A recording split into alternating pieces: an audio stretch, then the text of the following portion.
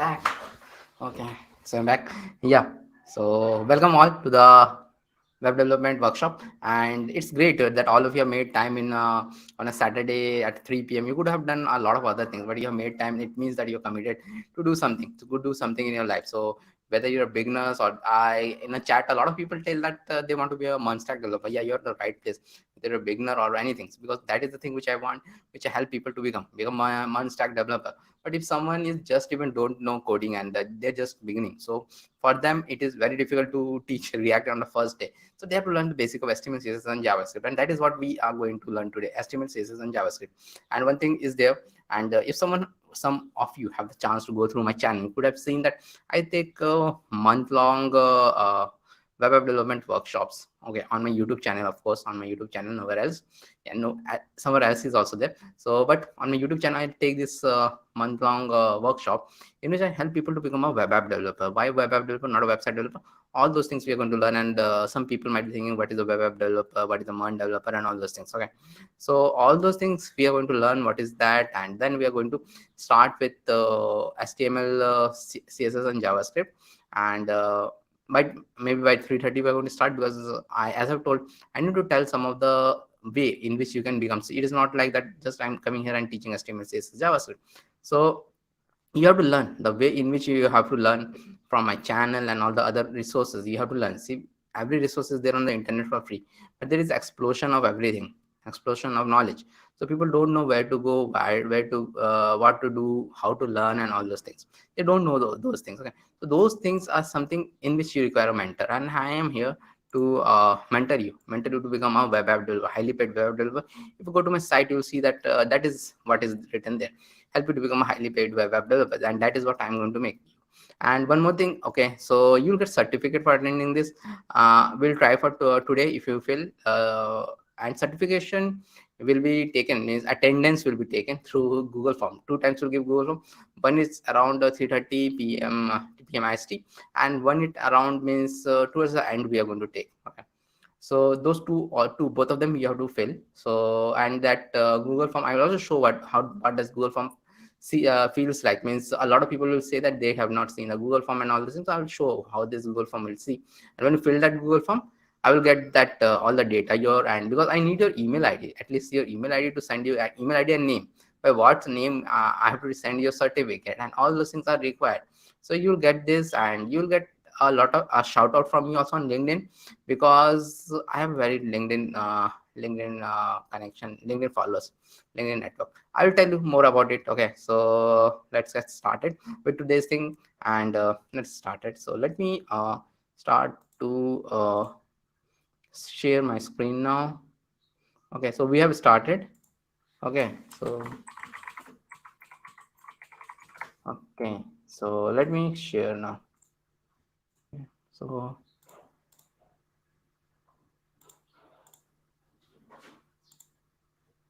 okay, so I'm sharing my screen. Hope you're all able to see me. Okay, I think it will be a bit cut out. One sec.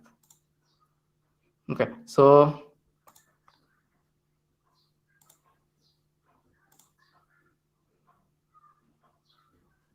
yeah, so now it will not be cut out. Okay, so this is about me. So first you should all know about me, who am I, and all those things. Although a lot of people are coming from a different my different WhatsApp group, so I think they know about me, who am I, and all. Okay, so my name is Abindu Vishwas, and I am a full-time corporate trainer, React.js teacher, whatever you call me. I'm there, and I'm an author also. I have published 5 of my books are published through Big Publish, and all of them are related to MERN, React, Firebase, and all those things. And I have 16 years of IT experience, total 16 years of IT experience. Currently, I'm staying from working from my hometown of Bhopal, and I'm a full-time trainer right now. 6 months back, I gave up my job as a highly paid job as a architect in a company in Bangalore, associate architect in a company in Bangalore. So architects are like that end of the front end job, means it's a completely technical job, and I was leading a team of 10 front end engineers there, and this was my last job. And YouTube, as you can see, full time, and JavaScript for a 7 month back I became. Okay, so this is, I'm on a mission to help people to become web developer. That's the reason my main things I take it through my YouTube channel. And YouTube channel I have this month long workshops going on. So you might be seeing that this 3 hours workshop is there for HTML, CSS, and JavaScript. Okay, this 3 hours is also there. And after that, there is month long things. I will tell more about it. And more about me, I have worked in almost all big companies, from Oracle to IBM to everything. I have worked from JP Morgan also. I worked. Okay, government companies also I worked. I worked in CDAC also. So all those things about me. And now I have a fully functional company. So you'll get your certificates and all from my company, which is known as TWD. It's a fully functional company. It's mainly a training company, but we have a services side also, because I have some employees who do the coding, and services side of the thing is also there. So we create products and all those things are there. So that is about me and all. So well, if you want to look into yeah, so yeah, someone is asking, is this the same class also? Yeah, this class happens every Saturday. This class happens every Saturday, and it is the same class every Saturday. It happens. Okay, those who want to tell their friends, okay, they can tell their friends that this class happens actually every Saturday, and this is where you begin your journey with me. Okay, this is where you begin your journey with me. After that, there are other classes are also there. So why I'm telling that you begin your journey with me, because see, one thing is there, those who know a little bit of development also, they will know that 3 hours is not enough for means CSS and JavaScript especially. People will think that 3 hours is not enough for HTML also, but no, it is not like that. 3 hours, 1 hour is more than enough for HTML, and I will teach everything in HTML in that 1 hour, and you don't have to go beyond that 1 hour. And after that, what happens after that, you have to, I have week long CSS workshop, then JavaScript workshop, then React.js workshop, and then something else are also there. So what happens every month? First week is CSS week, second week is JavaScript week, third week is React.js week, and fourth week is something else. And this time in March there are 5 weeks. So fourth week this time is Redux week, and fifth week is React Native week. So this is like that. So this certification is also there, and there are other certifications also. Those are big certifications. In that you have to attend all 5 days. 5 days at 8:30 p.m. IST to 9:30 p.m. IST. 1 hour classes are 1 hour classes goes on.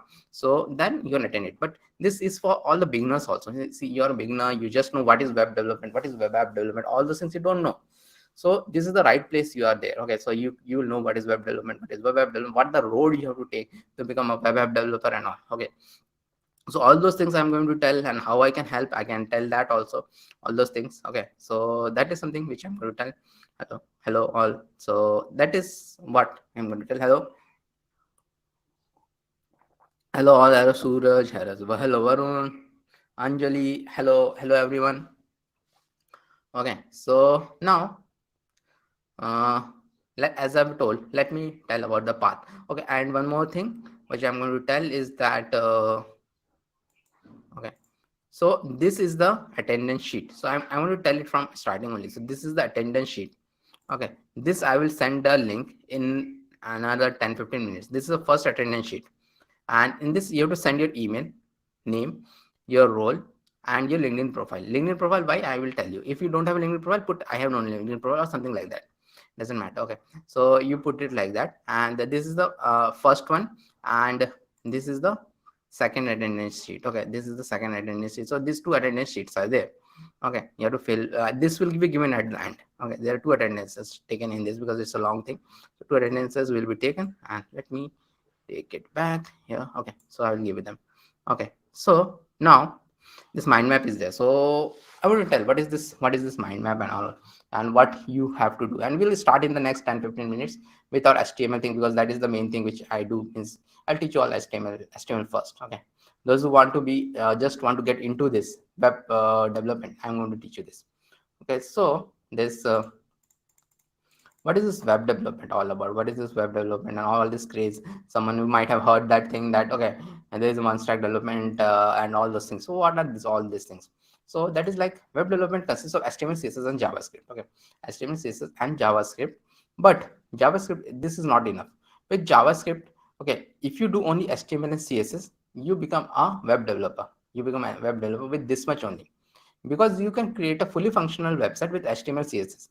Even not that much HTML CSS is required, because nowadays what happens today in today's world, what happens in 2022, most of the small websites, websites are made with WordPress, not even with HTML CSS. Yeah, but HTML CSS are required, because WordPress websites are also like that. If someone have done freelancing in WordPress, they will know this thing, that every WordPress comes with some templates and all. So those templates you take, and then you have to update the CSS and all those things. Okay, you have to update a CSS as the client asks you to do. But if you want to do only this thing, HTML CSS, this is not the correct workshop for you, and you can leave it and you can learn something from a WordPress, because I am here not to make you a WordPress developer. Why not a WordPress developer? WordPress developer doesn't earn much. A WordPress developer doesn't earn much. So if you go for a job, because I have many students, I do paid workshops also. So many students who do this thing, HTML CSS and WordPress, and after 5 years, how much they're earning? 35,000. Someone will think, okay, 35,000 is a lot of money. 35,000 is not a lot of money in India. If you get married after 5 years, 35,000, trust me, 35,000 is not a lot of money. In India also, 35,000 is not a lot of money. So that cap is there. You go to the market and check it out. A WordPress developer never gets more than 35,000 rupees, and that is something which I've done in the market. This is 35,000 rupees, not more than that they will get. And start for the next 2-3 years. For 2-3 years, they get only till 15,000. Yeah, but one thing is that you might be asking, okay, if they do freelancing, yeah, freelancing if you do, they will get a lot of money. But the problem with freelancing is that freelancing is way too much saturated in WordPress market. Our neighbors are also there, and you know what I'm telling. You go to fiverr.com, which is famous for freelancing. You'll get that people make a WordPress website for $5, and there is a lot of competition there. So I'm not here to teach you to become a WordPress developer and all, because we are not here to create some small websites like some for your kirana shop, local kirana shop. No, no, no, not for that. We are going to make web app. We are going to learn make web app. See, I'm teaching you all through this. I'm just opening this in a some mind map tool. It is known as the mind map tool. So what is this mind map tool? So this is not a website. This is not a website. This is a web app. This is a complicated web app made by talented front-end and engineers and back-end engineer. And nowadays, all the websites are front-end heavy. See this, what is this? See all of this thing. Maybe something is when I save this thing, I've saved this thing already. So this will be saved in the database. So that's why it's a full stack development. But the front-end part is so heavy is there. See, this settings is also there. Automate, share, all these things are there. All these things are there. This is a web app, not a website, and this requires time to make. At least it would have taken 1 to 2 years to create this thing. This is a product, and this is not only created with HTML, CSS, and JavaScript. No. So to become a web app developer, first thing is that you have to learn a language known as JavaScript. Okay, and JavaScript sometimes, okay, people will think, okay, JavaScript is a very easy. No, there are people I know, they know only HTML and CSS, and they find JavaScript very tough. JavaScript is a programming language. HTML and CSS is not a programming language. People find JavaScript very tough, because I teach people from non-IT domain also, like mechanical engineers and all those things. And yeah, recently one mechanical engineer got job by just watching my YouTube videos and all, and following my whatever I tell them to do. He followed all those things, and he got a job in a startup. He was very happy. Okay, he got a job in a startup. Okay, so that is there. And so this JavaScript is not enough. Even JavaScript is not enough. JavaScript, people think it is very tough, but JavaScript also is not enough. The thing which you have to know is the React today to get a job. All these websites are actually made in something known as React. Okay, and React is the top front-end framework right now, and every website will be made in React JS. Means all the 10 out of 7 website, if it is there, so there are two more JavaScript libraries are also there, like Angular and Vue, but everything is made in React.js. React.js is loved by startups and everything, because this got a very less learning curve, and you can learn React.js very soon. So this is something which I teach. I specialize in teaching these people, and people are telling MERN stack development, first learn React.js, MERN Express and Node, in which React.js is the main part. Okay, Express and Node are not the main part. React.js are the main part, because that is something which is the most toughest. Okay, so that is like this. Okay, one sec. Okay, so that are something which are the toughest. Okay, so what is happening? Okay, so maybe, okay, no, nothing is happening. Okay, so React.js you have to learn. Okay, so that is and as I told, the next week is JavaScript week on my channel, and after that it is React this week. Okay, so let me so you have to learn all these things. Okay, HTML, CSS, JavaScript, React, and how I can help you with this. See, if you go to my channel, if you go to my YouTube channel, you can find out that means your channel. I'll go, and if you can find out that I do this. If you go to this videos and all, you'll find out that this CSS is there. So CSS, just I completed the CSS, and people will get the certificate also for that. CSS day 5 is completed. Every week something happens, but one thing which is always same on my channel is that every first week of the month is CSS week, second week is JavaScript week, and third week is React week. So because that is something which is required, as I've told, that is something which is required to become a web app developer, and you get certifications for all these things also. And I did this next days also. Fourth week I do something else always. So this next days also I did. Okay, so this is all things about my channel, and you follow me, you do this, get certificate, and then you can become a web app developer, because people have become web app developer. How to become a web app developer? But so one more thing I want to tell. After that we'll start with HTML for sure. Okay, before that I'll get it. So how to become a web app developer? Okay, so I have this month-long programs for all of you, and but how to become a web app developer? Okay, so that's why I will tell you these 3 secrets how to become a web app developer. So the way to become a web app developer is like networking is the main thing. So you have to do a lot of networking. Okay, so that is the one of the way to become a web app developer. What is networking? And then daily action and challenge. We'll come to that. So what is networking? Networking is not network marketing or something. Okay, you have to do networking. This is the age of networking. You have to do networking in LinkedIn, Twitter, Instagram, Facebook groups. Yeah, Instagram and Facebook groups are also there. So many of you might be going to Instagram to watch some actress or something like that, all those things. No, Instagram has got a very big development community also. You can go through those development community, go through those people. There is one person known as Tane Pratap. Follow that guy, follow me. All of this, all of us, follow us, what we do on Instagram. So see those things. Facebook groups, there are React.js Facebook group, there are JavaScript Facebook group, there are web development Facebook group. If you want to do a bit of also freelancing, yeah, freelancing is also a very good thing. You can do it on the Facebook group. So much opportunity is there in the Facebook group. So that is there. And then the number one thing in India right now is LinkedIn. So LinkedIn is the number one thing in India right now. Okay, so why it is the number one thing? Because LinkedIn is used by all the startups, all the company, all the top startups here, all the different HRs are there. Naukri and all are dead. Nobody goes there in Naukri. Okay, even you, if you think that TCS and Infosys goes on Naukri, no, they directly recruit. Nobody goes on Naukri, because I know that I was in a company for such a long time. Everybody has got a paid LinkedIn account. Those HRs which you think, those HRs have got paid LinkedIn accounts. LinkedIn is a top network, and LinkedIn is a professional network. It's not like Facebook and all. And what I will tell, I have got means most of my thing are through LinkedIn only. Okay, so okay, I think I have given this girl's profile in the certificate. My previous weekend she attended, and she actually is following my advice. And what is she doing? What is she doing actually right now? So that is a very good example. What is she doing? So see. She is completing the challenges. She is completing the challenge. Hello connection. I've completed a front-end challenge. Build this, blah, blah.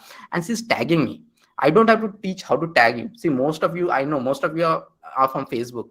You know how to tag people. At the rate you do, and tag me. At the rate you do, she given the source code, she had given all these things. What I am going to do? Mostly she should have put a video, but she had not put a video. It's okay. What I'm going to do? I'm going to like it. And then what I'm going to do? I'm going to write great work at the rate this is how you get at the rate Poonam. This is live thing I'm doing, and I just did this. So what just right now happened? Okay, right now what happened? If you go to my networks, see how many networks I have. I have around 19,236 connections. That is a way too much, because LinkedIn has a cap on 30,000. So, and this is not like any connection. I am connected with almost all the top people in India, like a top startup, top HR, even people in Google and all those things. Because I had once gone call from Google also for interview. Okay, so that is that I am in connection with all the things, because people see me active on LinkedIn, and I have got call from almost all the companies. But because I wanted to become a teacher, I didn't go out to this. I got call from Microsoft, from Uber, everything I have got. Whatever you name it, the company I have. But So this is how it works. And so I have all this, and people now believe in me, and people now, what people do, people now started sharing all these projects. See, all this project, they keep on sharing and they keep on tagging me, and I keep on going, and I then keep on tagging. And one more thing is that I also, whenever I give the certificate, I also tag those people. And that's the reason I ask you all to give your LinkedIn profile. So give your LinkedIn profile, I will tag you all. Okay, so this, like this, someone, see, a lot of people, not only her, see, this people, this person also, see, he's one of my student from my paid batch. So I take paid batch also. See, this Moin Khan, so he's an integrated training by TWD. I take paid batches also. I think is there. Okay, so paid batch, weekend batch, is there. And see, he also tagged me, and so I will, like, I can do it live. Okay, okay, so I see, okay, he's done great work, so I'll do great work at the rate, is very important, at the rate Mohin Khan, I'll do. And now he had gone to my 19,500 people. So this is how it works. This is how networking works. This is how networking works. This is how networking works. Okay, okay, do you have a GitHub? Yeah, Kendall, I do have a GitHub. In fact, I have a Arctic. I'm Arctic code, whatever it's Arctic code thing. So I have a GitHub. So someone asked, I have a GitHub. Like I have a very big GitHub account, and this is my GitHub. If you want, this is my GitHub, and you can see a lot of greens. Those who know GitHub, lot of greens means what? You know what a lot of greens means what? Means I'm coding a lot for the past a lot of time. I'm coding. So a lot of greens means that, and I am a, Arctic Code Wall contributor also. So those who don't know, Arctic Code Wall contributor is something, means your code is saved for humanity. And okay, okay, I'll okay. So what is this Arctic Code Wall contributor? Means Microsoft keeps on giving me all these things. GitHub is owned by Microsoft. Okay, so they have given me, means they have seen I'm been active so much in the community, and they have given me this thing, just something. Okay, so Arctic Code Vault is there, and they have given me this thing, so that whoever have this thing around, more than is maybe 1 or 2 crore people on this, on Earth, will have this thing. So they have saved our code in a special kind of a film, and in the deep vault in Arctic mountain, in the so those films are like that. Normal server lasts for around 50 to 60 years. Those films will last for 1,000 years, so that if our civilization goes away and some future civilization come, they will see that thing. So I'm privileged that Microsoft have given me that honor to be there. Okay, so that is there. That is a bit about it. I didn't want to tell about this. Okay, so just someone asked my GitHub profile, so I thought, okay, so let tell me. Okay, expert in, did you start GitHub React series will be started on third week of this month. So GitHub series, every month I have this GitHub series. Okay, that is a must in my thing. So GitHub is must. Every month is there. So GitHub will start. Then GitHub, what I'm telling. React is a must. So React is there from 14th of March. React. So let me tell this thing. Okay, React begins 14 March. React begins 14 March, and we have to start, means we have talked a lot, and then you have to do a bit of daily action. So that is something which people do. See, daily action means code to us daily. All these people who this Moin Khan, and I told, I show about her, this Poonam, all these people, they work like hell. Means they are like, means they are work, they are some student or something, but I know all of them code more than 2 hours daily. And that is something which I am also doing for the past 10 years. And the last thing is that you have to do a lot of challenges, like 100 days of code and 100 days of project. 100 days of code is a very good challenge. One of my student is following that, because it is one of the toughest challenge on this planet. It is not easy for anyone, because you have to code daily and something substantial, and you have to do it for 100 days. Do it for 100 days, and you have to tag this thing, and this tag is been followed by almost all the big people. And I have also just completed this thing, because and you get an interview from a lot of places in the US. Okay, so that is like this. And let us now, okay, let us now get started. Okay, so for that, first let me give the attendance form. Mark your attendance Yeah. Okay, I will. This is the first attendance.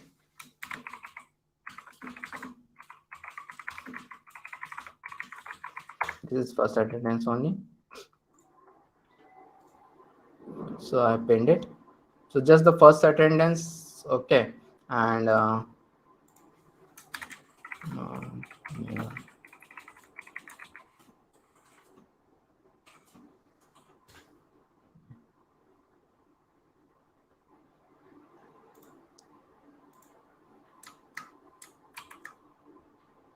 Okay, so let's get started with HTML because that is what a lot of people are here for. Okay, so what is this HTML? HTML stands for hypertext markup language. Okay, hypertext okay, your internet went off. Fill it later on. Your internet went off.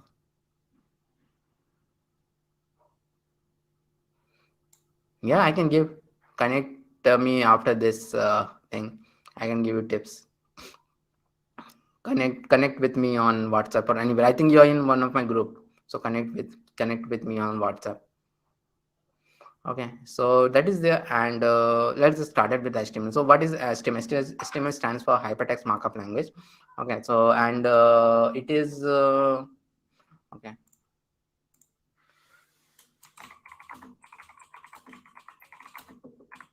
Okay,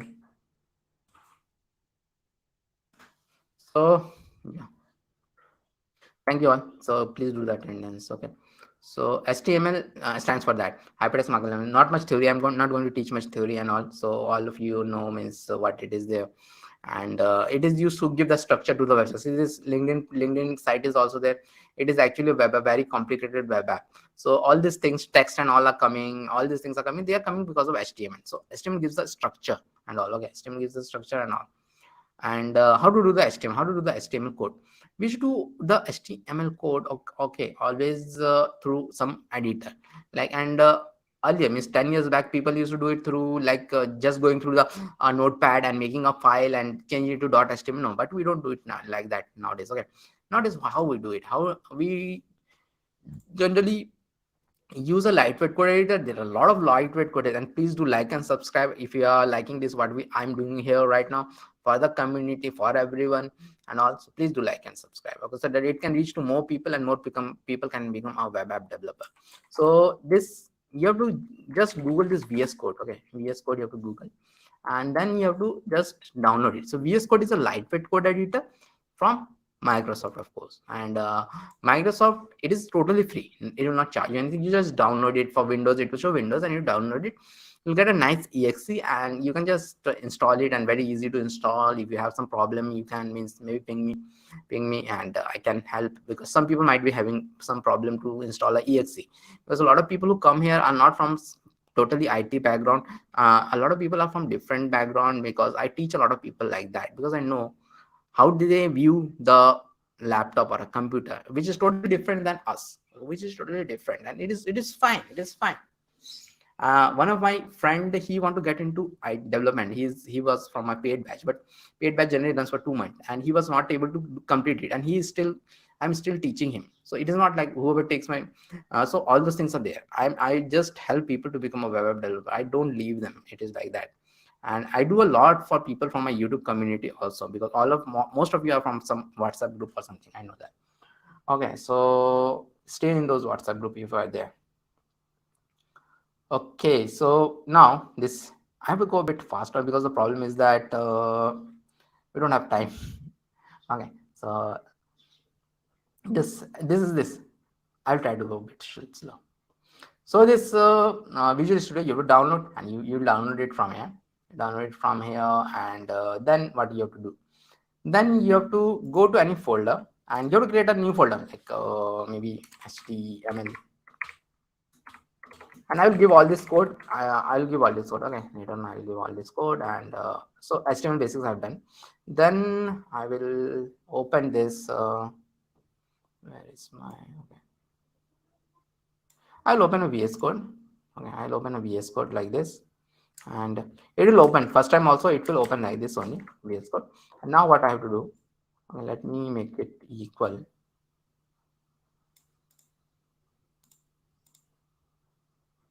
Okay, so let me divide this screen and have the VS Code. But this is how developer works. The code at one side and the website has on another side.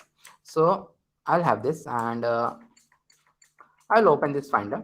And what I have to do, I have to drag this thing in the VS Code. So I have to just drag it thing with the mouse. With the mouse, I have to just drag this thing. Okay, I have to drag this thing in the mouse. Okay, please. I have a video for that LinkedIn profile. I do have. Okay, maybe I will give it. I have a video for that, how to prepare your LinkedIn profile and not, because I know a lot about LinkedIn, because I got to that many connection, because I know a bit about LinkedIn, how to do. So you have to know a bit about LinkedIn, how LinkedIn algorithm works and all those things. I have a very popular video on that on my channel, how to grow your LinkedIn, how to grow your LinkedIn organically. So you can follow that video. Okay, maybe I will give it if I find it somewhere. Okay, one sec. Maybe I have that thing somewhere. Okay, I have that thing. And one of my students, so this is a very good question. So yeah, so these are two things I have given. I'm also giving a post. Okay, a post also I'm giving, which one of my student have posted. So you can see both of them. So that is how you have to post. Okay, so both of them I have given. So you have to post after completing some project. Okay, so HTML, as I've told, HTML you have to just drag it here. So the folder you have to just drag it with your mouse. If you don't have a mouse, from trackpad you drag it here and it will open like this. After that, what you have to do, you have to come here and do a index.html. So it is not required that you write index.html only. Okay, so it is like you can write anything, but .html is the main thing. So what is .html? So you all of might have seen that if you have seen the computer,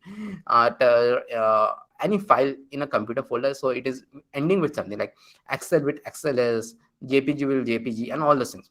HTML files are known as HTML files would ends with .html. Okay, .html it will end, so it end like this.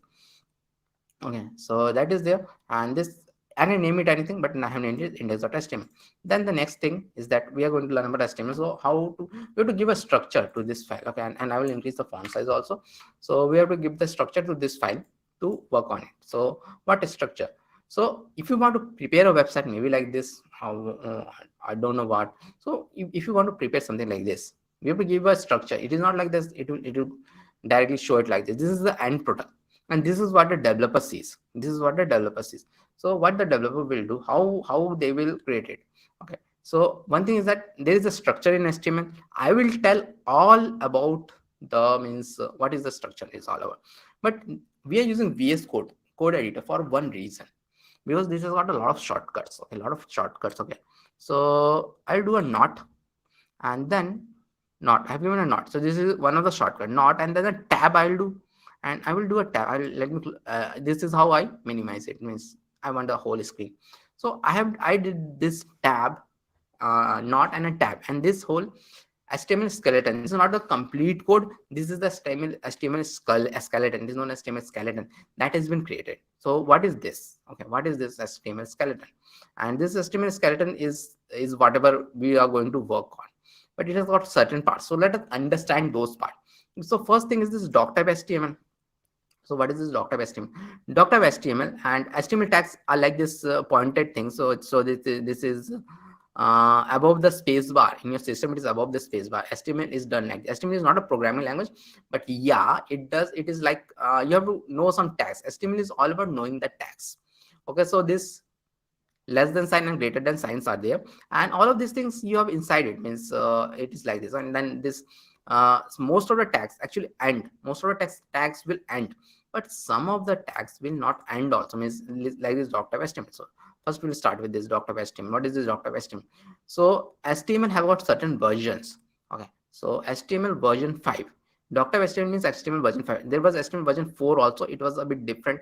This thing we have to give it in a bit different. So HTML version 5 was released in 2015 by a committee known as W3C, of course in the US, because US invented the internet, the HTML and all those things. US only invent, nobody else invents most of the time. So they invented this all things. So that committee sits in the US and they decide that what goes in HTML, what comes out of HTML. Most of the time they add thing in HTML. And HTML5 has got a lot of cool things added to it. So this represent it is HTML5. Then we have this HTML language English. And one thing to notice is that this is starting here and this is ending here. Starting here and ending here. And ending is always given by backslash. We give this lang English, it is a language English, it is telling us that it is a language English is there. Then we have mainly two parts in HTML. One is the head part and one is the body part. So head part, a lot of other things will also come, like will link or CSS and all. So I will teach after HTML, I will teach a bit of CSS, but that is not complete CSS, because CSS takes around, for me it takes around 6 to 7 hours to teach, and that is just completed on my channel. You can go through the playlist, means complete CSS beginners to advanced, means totally beginners to advanced. That was done Monday to Friday. This week only, yesterday only it ended. So but I will try to do a lot of CSS, means but you can understand. Okay, so HTML will go till I think 4:30. So this head tag contains all the things which are required. So first thing is that is this title you're seeing. So what is this title? Meta, I will come to that. This title, what is this title? So title is something which you're seeing like this Visual Studio Code. Actually, this is not this code, but when I'm going to change this thing, this Visual Studio Code, that will change. Okay, that will change. So that is known as a title. And the other thing is that, okay, I just thought before is React, that stuff. No, React and all means you have to go in a path, means React is a JavaScript library. So you have to learn JavaScript before going to React, or else you will not understand anything. It's a JavaScript library basically, but it is how production is working. My system is not my screen is totally visible, and I am streaming at 720p. I know, not at 1020p, 720p. And what you have to do, you have to go to your setting and make it as 720p. 144p is very less. Don't do that, and you will not able to see at 144p. By default, when you watch on your mobile, it goes on 144p. So you have to change the settings, and then the screen will be visible. Okay. So that is there. And okay, so we were where, so this title will change that thing. And then there is something known as a meta. So this meta is there, and meta tags actually represents that is actually used by Google, not like us. Why Google uses it? Because Google is the search engine. Google is the search engine, and it uses this meta tag. Google have some very complex algorithm, like it has got bots. Yeah, bots. It has got bots which scans the whole internet every time. So whenever some new website you put on the internet, maybe you create something cool, and then you have seen that Dhoni ad of GoDaddy, and then you purchase something from GoDaddy, and you just put your website there. Okay, website putting something like GoDaddy is very easy. This index.html you take and put it there, it will be your website. Nothing much is required than that. If you are only doing it, building it in HTML, CSS or something like that, you put it there, then how the world will know about your website? Google bots come to your website and scans it, what is there in your website, what is there, so that, and so it takes around 1 week for your website to even show it on Google, means if it is getting some hits and all. So this meta tag is used a lot, and meta tag was used a lot by digital marketing people a lot. There were some things in this thing known as keywords which they used to put, but nowadays Google always changes its algorithm. So you might have heard this, what Google changes its algorithm. So nowadays you cannot do those things. So that is something which you can do, meta tag and all because of that. So most of the things are not required by normal people. Okay, so even we can remove it because we are just now learning it. I can keep it also, but I will remove it. Okay, so that is there. And now I'm going to put a small code, and after that we are going to see about different tags. First thing is the title. I'm going to change the title as HTML Basics, and here in the head part, and in the body I will have one thing known as H1. H1 is HTML crash course I will have, and then I will have a P tag, and P tag I have in the P tag. So H1 is like a heading tag. We'll soon going to see what is this H1. And P tag I will write a lorem. I'll write a lorem. I'll write a lorem, and I will do a tab after this lorem. I will do a tab, and again this is a shortcut. And what is this lorem? Lorem ipsum is a very popular phrase in the internet world, and not in the internet world. It comes from a earlier background, earlier time. Okay, earlier time it comes, and that is as 𝐏𝐚𝐫𝐭𝐢𝐜𝐴 I have already told you. Just have to increase your resolution. Okay, so see, this is how it is. It looks, if you increase your resolution, it looks like this. Okay, might be seen like this. So you have to go here. So let me tell this thing. Okay, you have to go here in the settings, in the mobile also. I'm telling it on a desktop. So you have to go there in the mobile, and then you have to click here. See what happens if it goes on auto. I'm on a very big broadband network. So what happens, it will take this 144p or 240p. You have to go here and you have to click it here like 720p. In the mobile you will have this thing like in the, I cannot show it on the mobile right now. In the mobile, on the top right corner like this, where my face is there, here in the top right corner, there will be a settings thing is there. Click on that settings, and then there will be 720, means I don't remember what is. Let me see what is there. Okay, settings you go. Okay, settings you go. Quality you change it from 144p to 720p. Then only you can see. So by default mobile will go in that 144p. Okay, so that is like that. That's how you get clear. Okay, hope you all should know these things. When you are seeing YouTube and all, you should all know these things. YouTube doesn't allow you to do it more than 144p most of the time. Okay, so just change it and it will be quite clear. I'm seeing it on a lot of places, it is all clear. So yeah, this lorem is there. So lorem ipsum is something which is there for the past 200 years. So when printing press was invented, they used to test that how something will go. Then they have invented this thing known as lorem ipsum. It is the dummy text, and that is there in the internet world also, and we see this dummy text. I'll just save it now.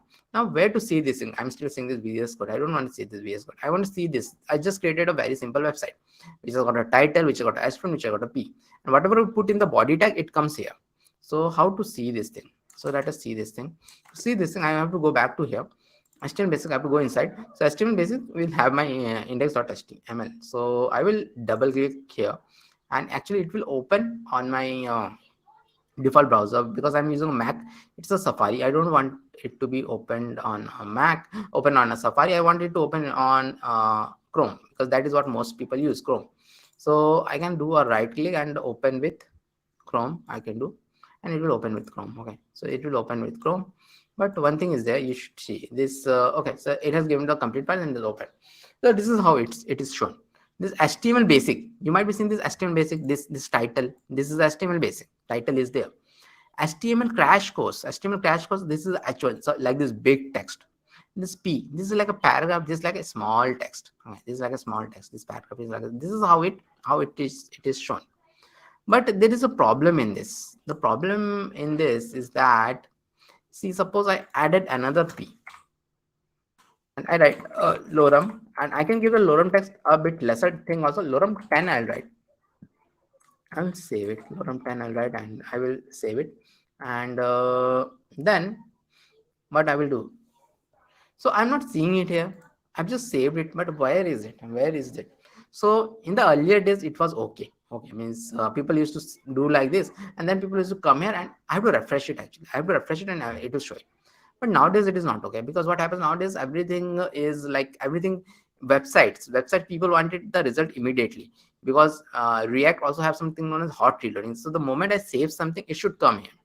So there is way to do it. If you're happy to do it like this, it is okay. But nowadays no developer works like that. So VS Code, we are taking VS Code for a reason. There are a lot of small programs known as extensions, which some developers have created, who have got some these are known as open source project, which some developers have created. So here you have to come here and you have to search for something known as live server. Live, you just do live, it will open it, because it is very popular. So live, you will do open it, live server. So this extension from Ritvik there, you have to install it. You just have to install it, click install it, and then when you install it, for me it is showing disabled, but it is installed.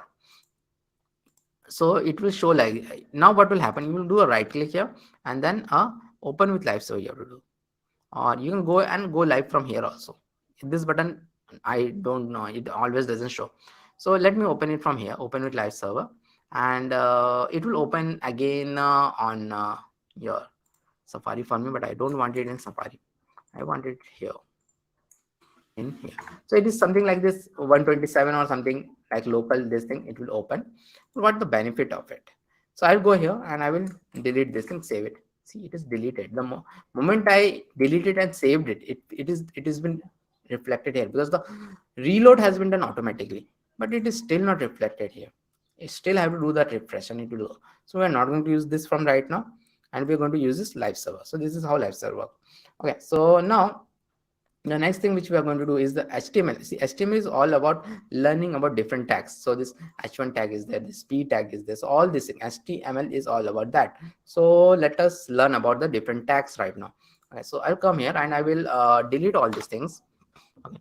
A lot of people are seeing right now, and you have to see it completely. And the second thing is second attendance form will be given at the end. Okay, so thank you all. So a lot of people are still there, so please do like and subscribe if you're not done it yet. So we are going to learn about heading tag first. So I'll do a h1 and I'll do a heading 1. So heading 1 I'll do. Okay. Then I'll do a heading 2. Heading is a group of tags. Heading 2, heading 3, heading 4, heading 5, heading 6, heading 2, 3, 4, 5, 6, heading 2, 3, 4, 5, 6, and do save it. Okay. So see, now it will come like this. Heading 1, heading 2, heading 3, heading 4, heading 5, heading 6. All of them are of different sizes. So this is one thing which is very important. All of them are of different sizes. Okay. So heading 2 is the biggest. We use heading 1 earlier also. It is the biggest. So it keeps on changing the size. And most of the time we use till heading 4 only. Heading 5 and heading 6 are very small. So that is one of the thing is there. And now the next tag we are going to see is of course the p tag or paragraph tag, because we have seen that earlier. There are two things which I want to tell you. See, okay, one thing I will tell after p tag, but the thing is that most of the time the developers they have something known as comments. What is this comment? Comments are for developers so that they can know after 6 months what the code they have written, and that is very important. All their fellow developers will know what this code does, because what happens in your big project, in one project only 10 front-end engineer works, because I have handled teams like that. Okay, so I'll come here and I will write here a heading tag. I'll write a heading tag, and then I will do select it all and control and backslash. I'll do, it will do like this. Okay, it will do like this. Okay, so this you can see the color is a bit different, and it got refreshed also. Maybe I can refresh it again, but it is not showing, because this is known as commenting. This is for the developer. This is not for someone else. This is for the developer to know. Okay, this is all heading tag. Generally comments are not this much small, a bit big, a line about what is this code will do. You'll always see when you're going to work in a company, you're going to work in even in a startup, you're going to see these comments are very important. So the heading tag I've done, h1 to h6 are there. Then the next thing is there we are going to learn about is the paragraph tag. Okay, so again I'm going to have this thing like paragraph tag I will have. So they are known as tags. So most of the tag starts and ends, like body also. So most of the tag starts and ends. So I'll write a paragraph tag, and let us do the paragraph tag. Seen this earlier p, and we have seen this. We can do lorem. So I'll save it. So it will be saved like this. I will bring another p, and I'll do a lorem 10 maybe I'll do, and it will be saved like this. Another thing will be done. So these two lorems will be there. And the next thing which I want to tell right now is that, see, one of the thing is there. All of these tags are coming in different lines. Heading tag, there are heading 1 to heading 6 are there. Okay, heading 1 to heading 6 are there, but there is a lot of space in the single line. After heading 1, heading 2 can come, heading 3 can come, heading 4 can come, heading 5 can come, heading 6 can come. In fact, all of this could have come in one line. But it is not coming in one line. Similar to that, your this lorem means paragraph tag could have come in one line, but it is not coming in one line. It could, second one, it could have come here, but it is not coming. Why it is not coming here? Because these are known as block level element. So they will always take their own line, block level element. 70% of tags in HTML are block level elements. Only 30% of them are inline elements. So we will also learn about one inline tag now, because the next important tag, which I'm going to tell is about a anchor tag or a link tag, whatever you say. And one thing I want to tell, HTML, I don't take any other class after this, because HTML, whatever I teach, it is more than enough. You should not waste your time in HTML. If you want to learn something, learn CSS. CSS is, there are a lot of things to learn in CSS. And the more CSS you learn, a front-end developer need to learn CSS. It is not like they cannot learn CSS. They have to learn CSS a lot. So spend that time in CSS. Don't spend that time in HTML, because a lot of people come back to me and they tell that for the past 6 months they're learning HTML. No, HTML, you don't have to memorize all 10,000 tags which are there. I teach all the important tags. Do that, and if you go in a project, if you require something, you can refer the internet. Referring the internet is only how the developers works. So that is the heading tag and the p tag I have done. Now the next tag which you are going to do is the link tag or the anchor tag. You can say it by both name.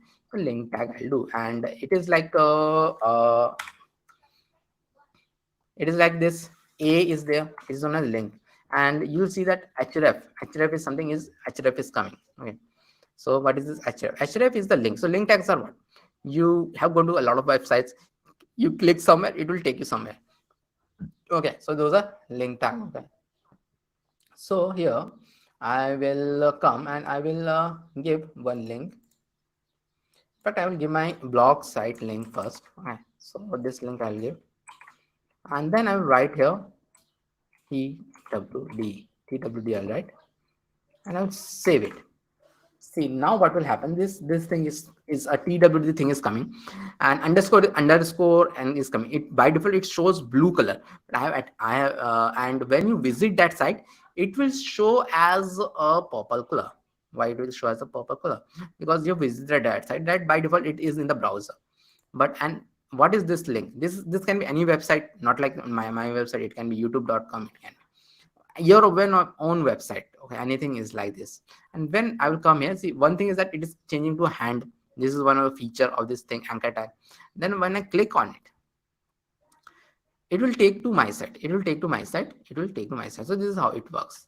Okay, and there is one thing, is that one problem here is that it is opening it in the same tab. So you notice that it is opening it in the same tab, which is not a very good thing for your website, because it is tell that if you take a user away from your website, then it is a issue. So we should not take him or her away from our website. So what we should do? So we have something else also in this your anchor tag. We are going to use that. Okay, and that is known as target blank. So we are going to use that. So what will happen when the user click on it? It will open it in a new tab. New tab will automatically open. We don't have to do anything. So we will come here and do a href, and what I will give some other link. Maybe this YouTube video link I will give. And I'll come here and I'll give this YouTube video link, and then I will write twdyt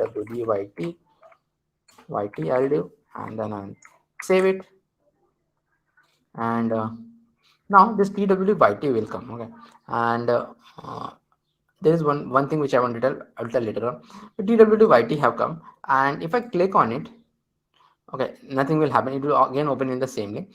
So I have to take something known as target equal to underscore blank. Underscore blank is very important. Underscore blank I will take. And then I'll come here and I'll click here. So it is opening in a different site. Okay, it is opening in a different site. Okay, so like this, it is opening in a different site, and then again if I click it here, it will open in the same site, but that is opening in a different site. So that is what is all about your target equal to underscore blank. But there is one more thing which I want to tell here. Okay, source and src and src set. Okay, src set I've heard somewhere, but I have not used. Means most probably it is not used in here. Okay, so src actually I don't know. I've never used it. Again, I was telling that don't learn much. src set I think it is used in image tag and all. Okay, so don't learn a lot of things, but if you want to learn, you can anyways Google it. src set I have heard that thing, but I have never used that thing. Okay, I have never used that thing.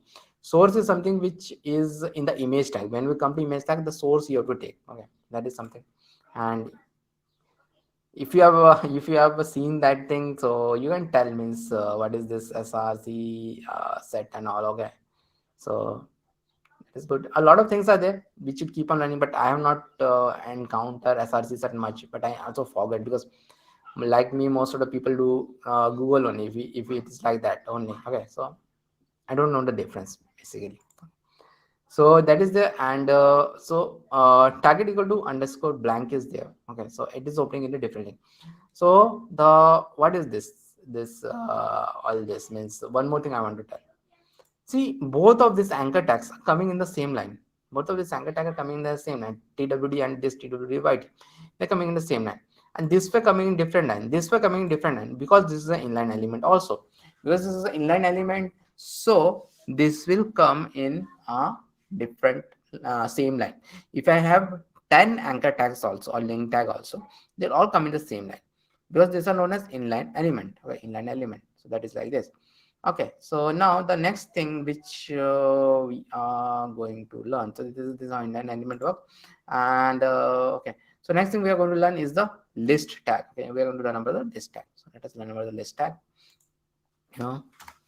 And list tag I'll do, and come here and list tag and list tag. There are two kind of lists. One is a UL. UL means unordered list. UL means unordered list, and one is a list item, and it is item 1. And let me copy it.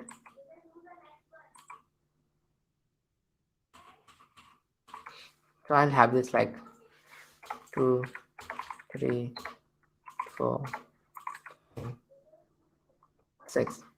Okay, so UL is known as unordered list, and inside this I have something known as a li. Li is the list item. Li is the list item. Okay, that is there, and then I will have one more thing, which is OL. OL means ordered list, and I'll again have the same thing inside it. So I'm again having the same thing inside it, and these are the two of the tags. So UL means unordered list, means this, see this dot dot dot dot, this will be formed in UL. And li means whatever you give. Li is list item. OL means this number thing will be called 1 2 3 4 5 6. If I increase this thing like maybe to 7, it will increase the number. So this is how it works. List tag. Okay, so the next thing which you are going to learn is the table tags. Okay, table tags we are going to learn. So table tag I'm going to learn. We're going to learn table tag. So table tag are a group of tags, and you don't. One thing I want to tell that you don't need to know all of them. If you want to see the table syntax, table are used, but not that much used. But yeah, but it is important to learn the table tag. Okay, so what are there in this table tag? Again, it's a group of tag, and it is like table I'll do, and then inside this table we'll have two things.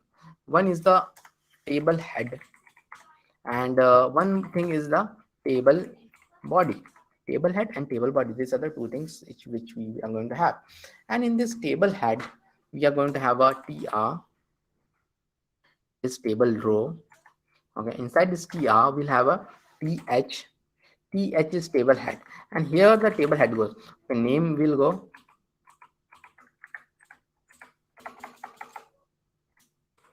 age will go, and anything I'm just telling that name and age will go, anything I can give. So these are the headers. If I save it like this, see this thing will show like this, name, age, and email. So it will show like this, and then whatever rows we want in this, that will come in your table body. Okay, table body. And as I told, you don't have to memorize all these things. This will get on W3 site also. Okay, this table body I will come, and table body I'll do again a tr means table row, and then I will do a td and okay.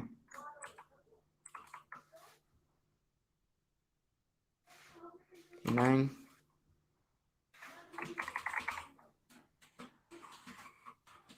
like this, table row, and let have two more rows. So you can have hundreds and thousands of rows also. So this is like how table looks. Okay, so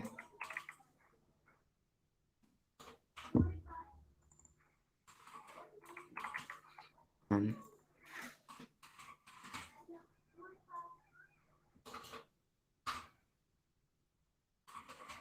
So this is like this. I'll save it. See the all of the table will be shown. All the table will be shown like this.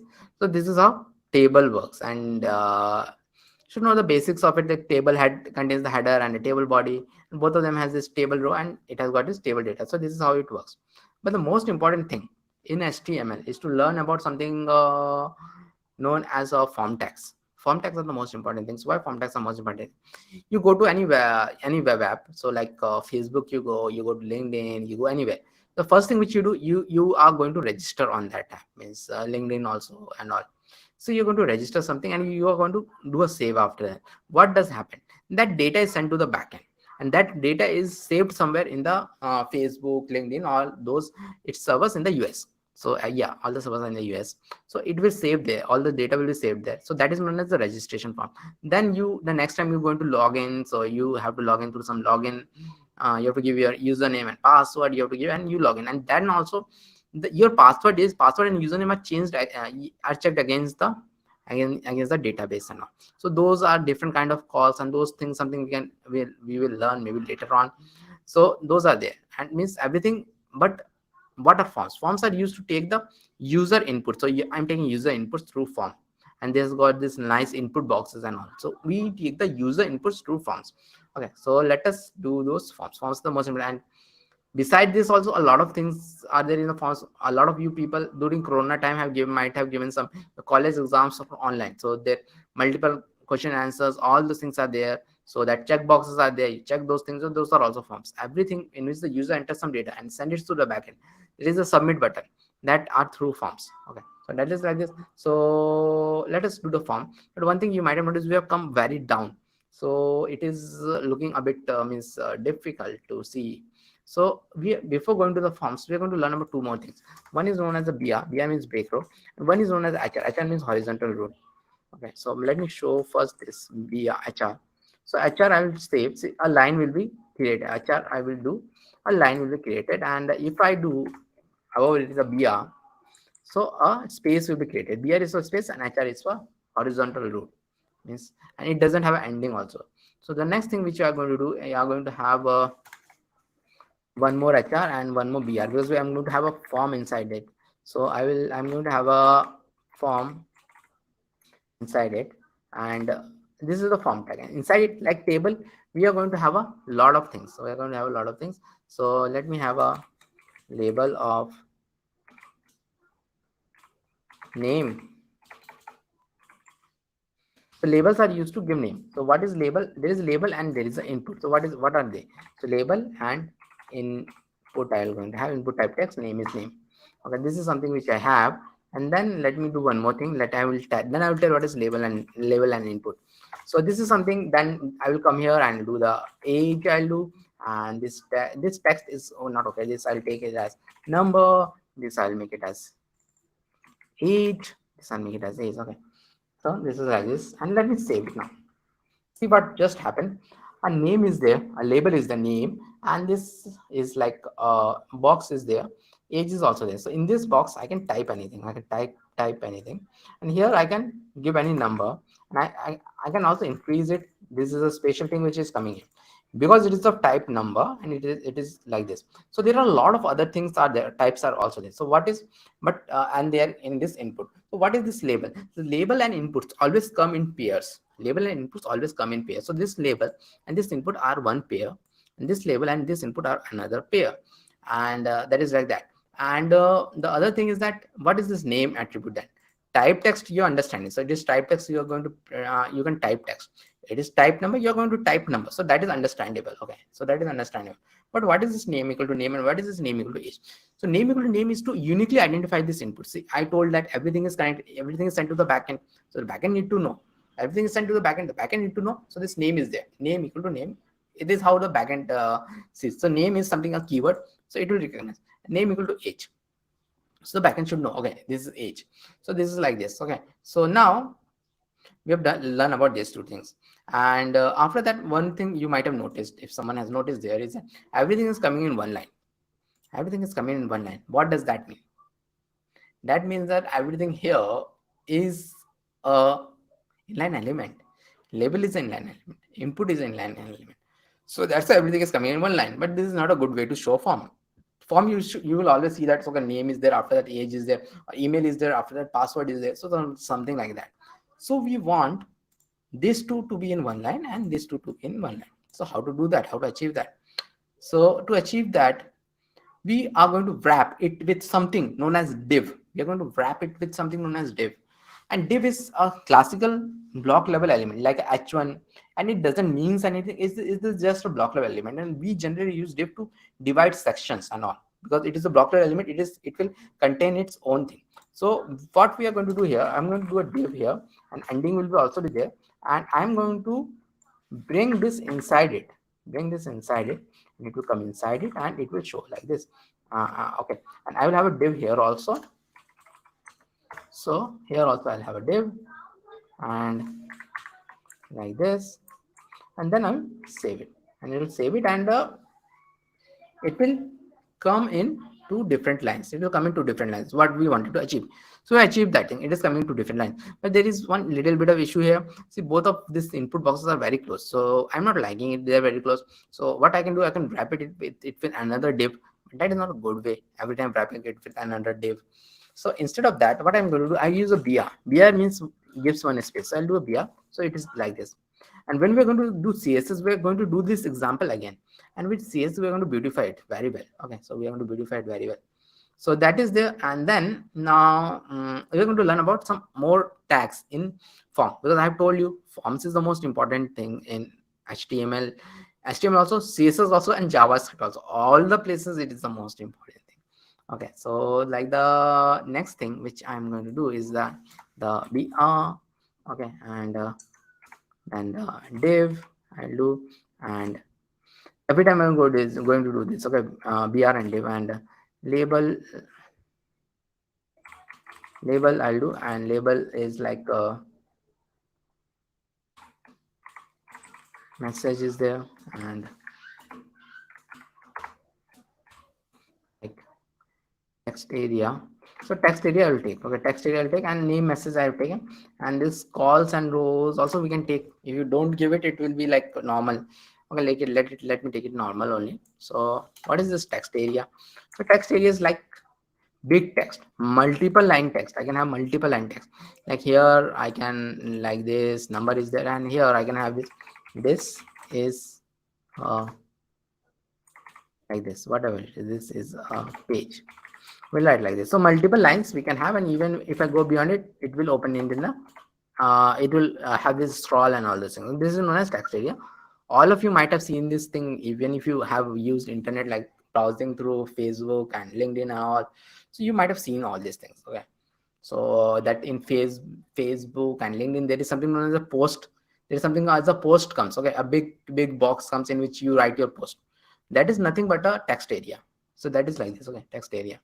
So now the next thing which you are going to do is the drop down button. So drop down button we are going to do, which is very important thing, the select or multiple drop down. It is told like that. So all of us might have used this. All the sites have, like from Amazon or anything, might have to choose something different, and all of them have.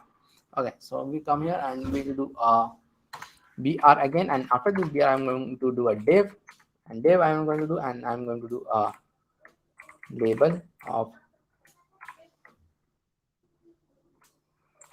favorite color I'll do, and then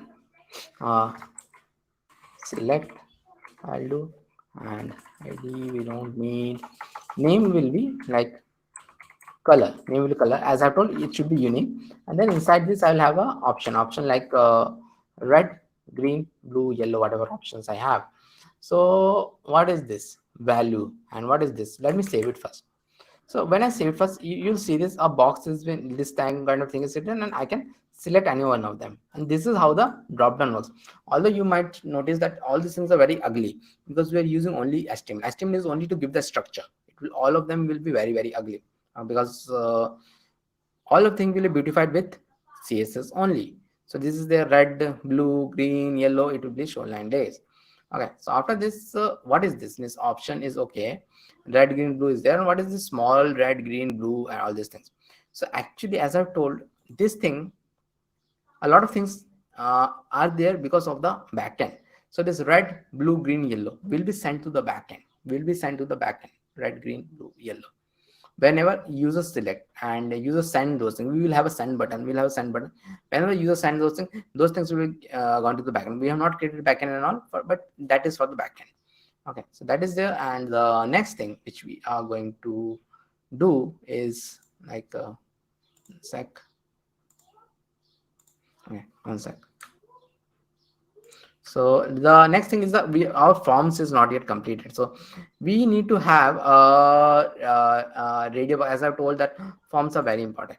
So we are going to have a radio box and a checkbox next to learning form, because those are very important. Checkboxes and radio box. Checkboxes all of you must have used whenever you give some online exam. There is a multiple questions answer is there. You can select those things. So those comes from the checkboxes. Okay, so this div is there. Now this like this, and then the br I'll do, and then the div I'll do like this, and this time I'll have h4, and I'm using the checkbox in which the user can enter multiple things. Okay, so what do you own I'm going to have, and then I'm going to have input type is checkbox, input type is checkbox, and name is equal to bike, and value is equal to bike. Okay, what do you want? And then I'm going to have a label after this. I don't want the for. So label after this I'm going to have, in this label I'm going to have a bike here. Okay, now similar to this I will have a car.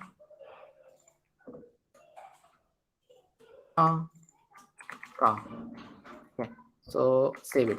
And now this checkbox will be, what do you want, bike or car, and I can select one of them, both of them, and none of them. So what is the one thing which is important here? So you might be seeing this name is different. This value, again the value is something which will go to the backend. Okay, when we are going to have a nice submit button, it will go to the backend, but for our case it will not go. Backend programming takes a lot of time to most of you. If you are going to start now, it will take some time. Okay, so that is there, and input type and all these things. So this is a checkbox. I'll come back to it when I'm going to do the radio box because there is difference with the radio box. Okay, so like this I will again have a br, and then I will have a div, and inside this I will have a thing like h4. It will be gender. H4 will be gender, and I'm taking the gender. And gender, as you all know, gender cannot be more. Okay, we will have some genders only. Input type is radio I'll do, and name equal to gender I'll do, and value equal to male I'll do, and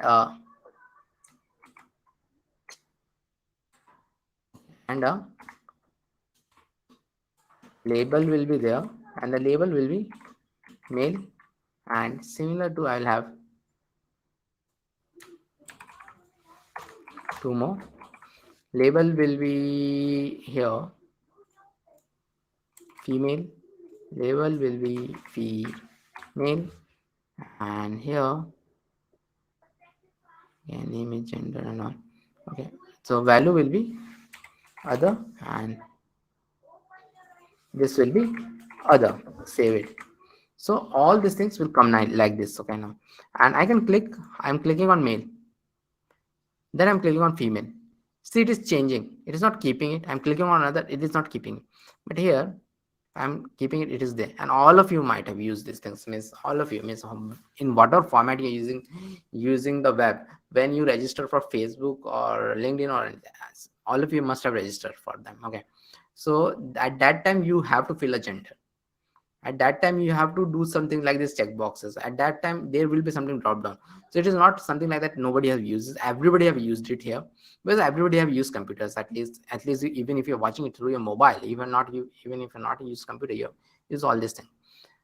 Okay, so what is the difference between a checkbox and a radio box? You have seen what's the difference. But there is one more difference. You might be seeing this name is there. Name is bike, name is car. and name is gender here. So here the name is always same. So radio boxes are also known as radio groups, because when you're going to send some data to the backend, you're not going to send the male, female, or others. You're going to send one data. So that's why its name is gender. All of these things are same. But here, if you want to go and send some data to the backend, you're going to send either the bike or car or both of them. So they're two different entities. They're two different entities here. So that is how it works. Okay. So that is there, and everything is clear. So all of the main things we have seen. I will tell one thing to do in your HTML, because as I've told, this is a complete HTML course. There is one small thing which you have to learn from one other resource, which I'm going to tell. So I don't want to waste the time in that, because that resource is much better than whatever I teach, that specific thing. But that resource is very dangerous also. I will tell about the danger of it. Okay, so this div is there, and then I'm going to means now submit it. So for submitting it, what I'm going to have, for submitting, again I will have a BR, and I will have a div, and inside this div I will have a input type is submit. Input type is submit, and value equal to send, like when I submit. So here value doesn't mean much. Value means just the whatever these things will do. See, all of you might have seen what is happening right now. A button is being created. When I do the input type submit, the button is being created, and whatever text I do value, it will be done here. So what is it used to? This is not a normal button. We are soon going to see another button with the button tag. With the button tag we are going to see. Okay. So that is there, and I see new people join. Welcome. Please do subscribe and like if you're liking what I'm giving. We are halfway done. Okay, so that is like that. Okay, so this is a special type of a button which I'm telling. A special kind of button used to submit all the data to the backend, and it has got a special property. Suppose I give something like and if I give something like this, and if I choose something, and if I click this send button, see one thing closely, it actually refreshes the browser. That is something which it does because it comes from the PHP days. In the PHP days, you have to means backend used to be PHP 10 years back. You have to submit it to the backend, and you have to refresh the website. This is not a good thing right now, default behavior, but this is how the input type submit works. Okay, input type submit works in this way. Okay, so that is there, and so we are done with forms also.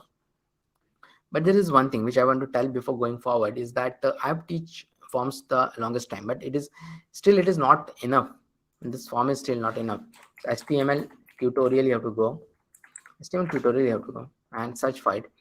First site will be W3 school. You have to go to this W3 school, and maybe I'll bring it a bit bigger. And here I was telling you this is a very dangerous link site. Okay, what happened? Why it is dangerous? Because students come back to me and they're telling me that, okay, sir, I'm learning W3 site for the past 6 months. Because I'm going through it completely. That's got way too many things. If you're going to learn this much only, you're going to stuck in for 1 year in this thing. Okay, so okay, what are extensions?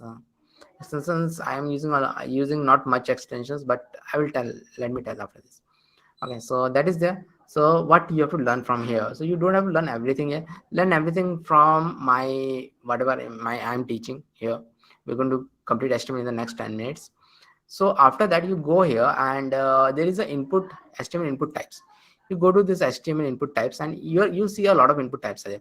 Actually, before 2015 in HTML4, there are only this many input types, which I have taught.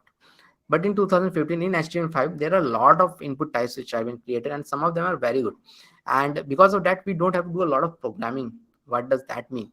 So that means that you come here in this link. Maybe I will give you this link, and you come to this link and learn about all of these things. Learn about all of these things. Okay, learn about all of these things, all of this thing. Okay, so what are these things you have to learn? So a lot of things I have told, a lot of things I am not told. Like this input type color is there. And go to this input type color. And what is this input type color? Input type color is just I will an input type color, and I will get the whole wheel to select a color. And this is very complicated to achieve, but this is just a HTML code, just a HTML code. Input type color I have given. This is powerful. Then the most powerful thing is this thing. Input type date. it opens the whole calendar. It opens the whole calendar. This is a very powerful stuff, because before 2015 we have to create this with JavaScript or use some third-party library. Now this comes with your browser inbuilt, means input type date you'll do, it will come. So all these things are there. The input type file is there, which is nowadays very popular. What happens with that, you might have seen in a lot of websites in which you have to upload your resume. All the websites have this thing. Earlier also it used to have, in Naukri is there since the beginning of time, so naukri.com. So there you have to choose this file, and you can choose anything. Okay, you can choose anything. Okay. So that is there. Earlier we used to write it in JavaScript and some third party, but right now I have to do only this input type file. So you come to this site and you do it. Okay. So it's like this. Okay. So that is there, and this only this link follow.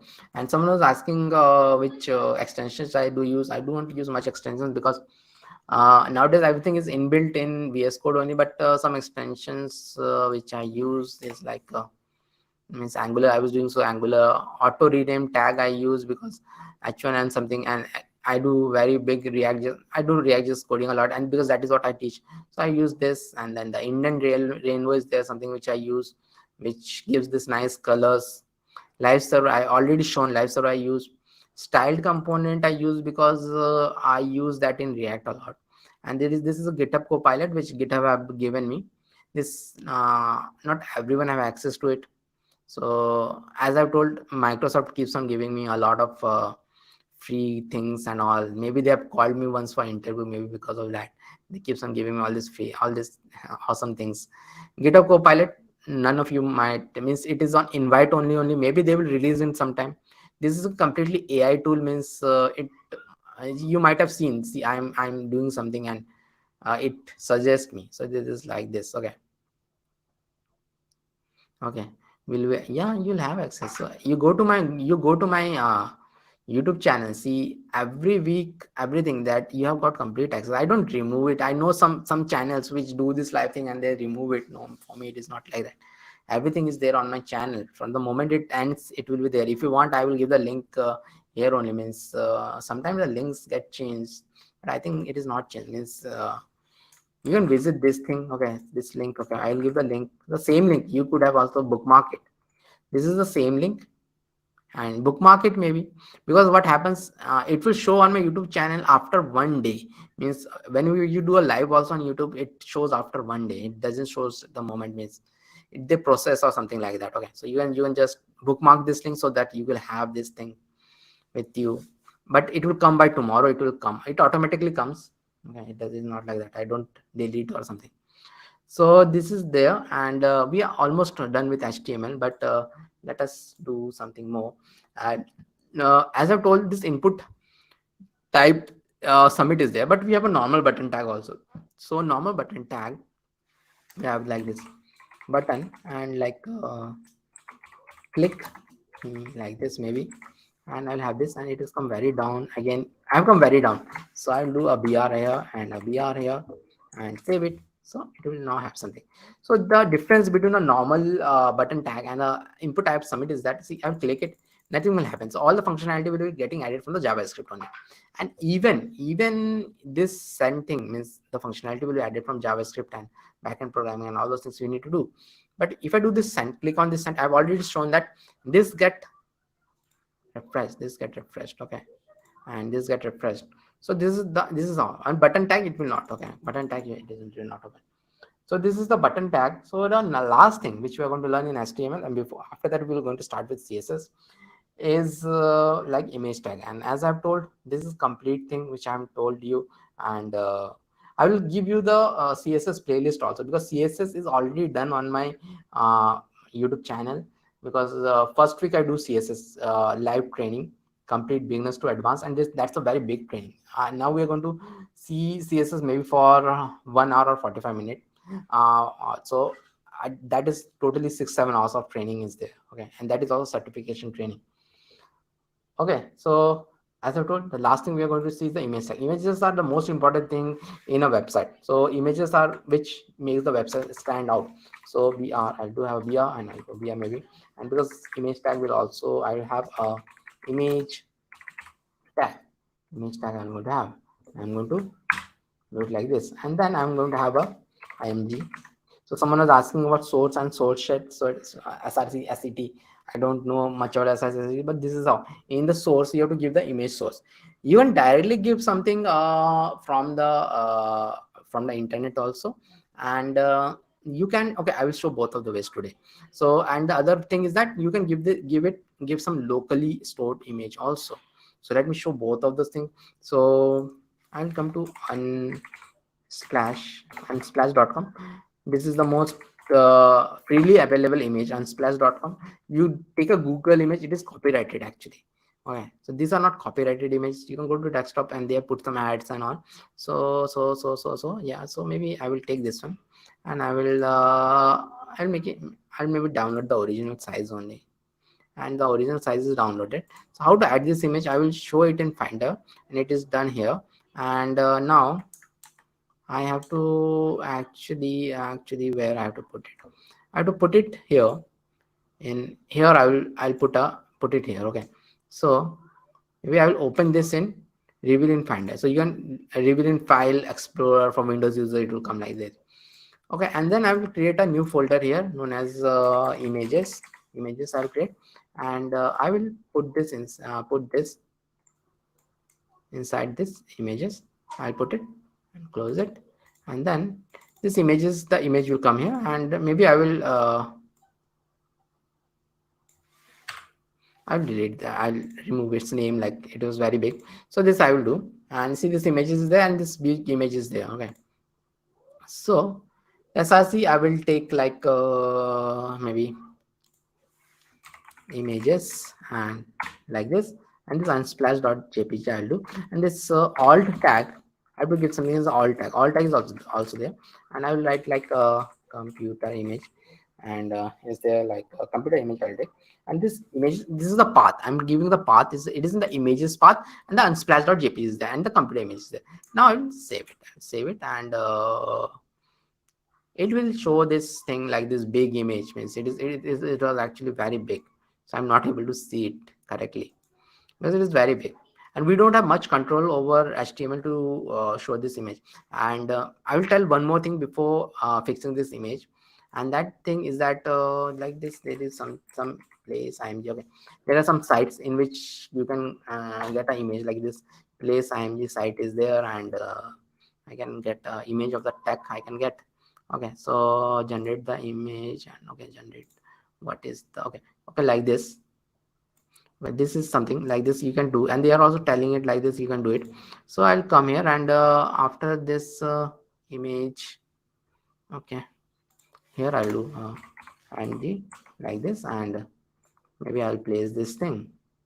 And I don't want any are not a good thing, and in this live streaming nobody knows what any will give.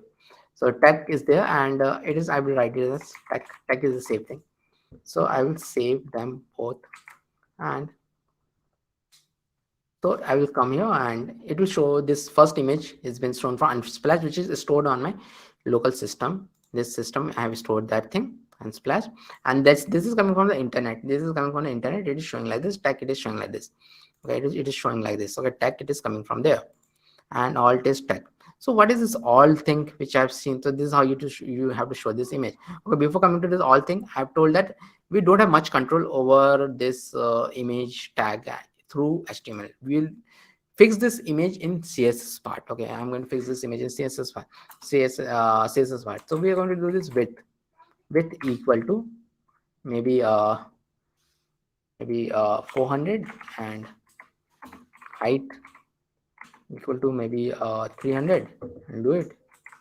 So it will somehow it will fix it. So it will show it like this. Okay, 400 by 300 it will show. Maybe I will have this same thing as like this 640 into maybe 480. So it will show like this. Both of the images will be shown nice, and this is a random image it is generating everything. So also it is showing like this, and both of these images are being shown like this. Okay, so what is the last thing which I'm going to tell here? What is the alt tag, or what is this alt tag in both of the images? So alt tag in both of these images are something, if the image is not able to load anyhow, then this alt tag will show. Alt tag is not shown like this. Okay, it will not shown like this. If it is this image is not been able to load, then only the alt tag will be shown. So that is how why the image should not be, why the image will not load, because maybe the link is broken, maybe I have given it as wrong, maybe this link is wrong, all those things can happen. But maybe something like that happens, like the suddenly the internet connection goes away. See, as I've told this thing, you're going to launch this website on GoDaddy. So you're going to launch this website on GoDaddy, and suddenly means your website is online, and suddenly someone sees your website and through their mobile, because India 70% people sees the websites on mobile, sees your website on mobile, and suddenly the internet connection goes away. I will say how why the internet connection go away. You all know the reason. Even with the Geo, the internet connection can go away. Geo is very good, but what if you're going by a train and suddenly your train enters a tunnel? Then also Geo will fail. So the internet connection goes away, and the image was not able to load.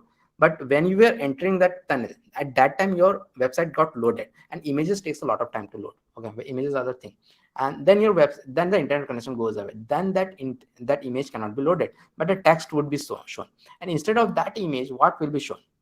It will show this alt tag. I cannot disconnect my internet right now. This live stream will go away. So what I will do, I will make it wrong. Maybe this students, I will make it wrong. Save it. So I'll come here. See this. A broken image has been shown. A broken image of computer, broken image with text is been shown. So this is how it is been shown here. Okay, this is how it is been shown. Okay, if the broken image is there, maybe I will keep one of them as broken only, so that you know what is there. So because I'm going to give this code, I'll make this unsplash one like this, and I will keep this as broken. Okay, this as broken, so that you all can see this broken image. So all of you can see this broken image, and now it's time to go to CSS. And yeah, we have to go a bit faster. This is done with HTML, and now we are going to go to CSS. So for CSS, and once we're done with the project, what you do, you have to do this click this, okay, click to close server. So this port has been shown here, or else what happens, it will open it in the same thing. I don't want it to open in the same thing, so I'll close it. So I'll close it like this. Okay, so now I have to, maybe I will again do it small. I have to do another folder for CSS. So let us create another folder for CSS. Okay, one thing. Let me see how much CSS I'm going to do. So whatever CSS I'm going to do, I will be able to do the basics of CSS only, because CSS I cover Flexbox and Grid also, but in my longer things. Flexbox takes around 1 hour, and Grid takes itself around 2 to 3 hours to teach Grid only. So those layout techniques are very important in CSS that I don't teach here, because that cannot be taught in such a small class. Okay, so CSS takes at least 5 to 6 hours to teach. So I will close this thing, and I will now come back here, and here I'll do go back again here, and I will create a new folder called CSS Basics. I'll do, and now I have to again open this VS Code, and then again this CSS, I have to drag it like this. I've shown this earlier also. I will drag it like this, and it will be drag, and then again I have to create a index.html, because you need the structure. You need the structure here, index.html. I'll do. And the other thing which I'm going to do is the style.css. And again, you can take any name, but I'm taking style.css. .css is the main thing, and they are very common name: index.html and style.css. And again, in the index.html, how to create logo. So create logo is something which the means I'm not a graphic designer. That is something which a graphic designer does. Okay, and graphic designer, the hard truth is that graphic designer don't earn that much unless you become very big graphic designer. You're not going to earn that much to means do logo and all. So they're done with Photoshop. Okay, Photoshop and all those tools are there. You have to do that with Photoshop, and then you can sell it at a lot of places. Means like Fiverr and all, you can do logo are required, but then logo designer are not paid that much. If you want to go to the creative side, I'll always say that go for a UX designer. They are paid in gold, means they are paid more than the developers are being paid. So what are UX designer? UX designer are the people who make the layouts for the websites and give it to the front end to developers like us to create it, and we create the code out of it, the HTML and CSS part especially. So they will create something that, so don't go for this, don't go for so graphic designer is totally different than UX designer, and they are literally they are not paid that much. Okay, and you can do it with Photoshop, and then there are many freely available logo generators are also there on the internet, like search freely available logo generator. Most of the time I take from that also, because I'm not a designer, and i I can take it from there. Okay, so that is there. And again, this index.html I'll do, and then this I'll do. Again, I'll do this tab, and it will open a skeleton code. I will remove this meta and all, and this title now I will put it as CSS Basics. I'll put, and then here I'll have a h1 CSS cache course. I'll save it, and then I'll go live from here. This time I'll go live from here. I can open it in here. I don't want to see it here, so I'll refresh this thing. So it will show this CSS crash course. As always, it is very ugly. Like nothing is there. It's pure HTML. No other code is there. So what is CSS? CSS stands for cascading style sheets, and we make beautiful websites out of the CSS. We create magic out of CSS. Okay, all those Apple website, you go to apple.com, you'll see how great their website is. So that is not a work, that the structure is the work of HTML. That is the work of CSS magic. So that is there. And now what we are going to do, so I want to apply some styles to this CSS crash course. So how to do that? Most of the time we use the external style sheets. So in external style sheet, I'll go here and I'll do h1, and I'll do maybe color of blue. I'll do color of blue. And I'll save it. But still the color is not blue. Okay, CSS is like something like this. I will target something like h1 I'm targeting, and then I will have a property. Like there are again thousands of properties.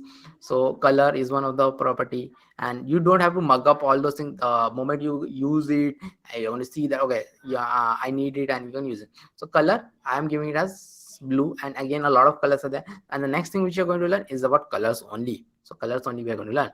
So color is blue is there. Save it is not coming because the index of the HTML and style.css we have to link. We have to link both of them. So how we are going to link? So I'm going to come here and I will do a link here and CSS and style dot. It will I will create a this like the style.css I will do, and we have to do this thing like this. Okay, link rel equal to style sheet and href equal to style.css. Style.css is in the same folder, whatever is the file name. So the moment I saved it, and you have to do it in the head part. The moment I do it, it is of blue color. It's of blue color. So this is how it is done. The blue color h1 is been created. So this is how it is done. Okay. So now the next thing, as I told, next thing we are going to learn is about colors. So as you have seen, I have given something known as a blue word is there. So this is very important to understand. There are actually 4 ways to give color, and one of the ways is this, but there are 3 other ways are also there. So we are going to learn about those 3 other ways. Now those 3 other ways are now like one thing is there.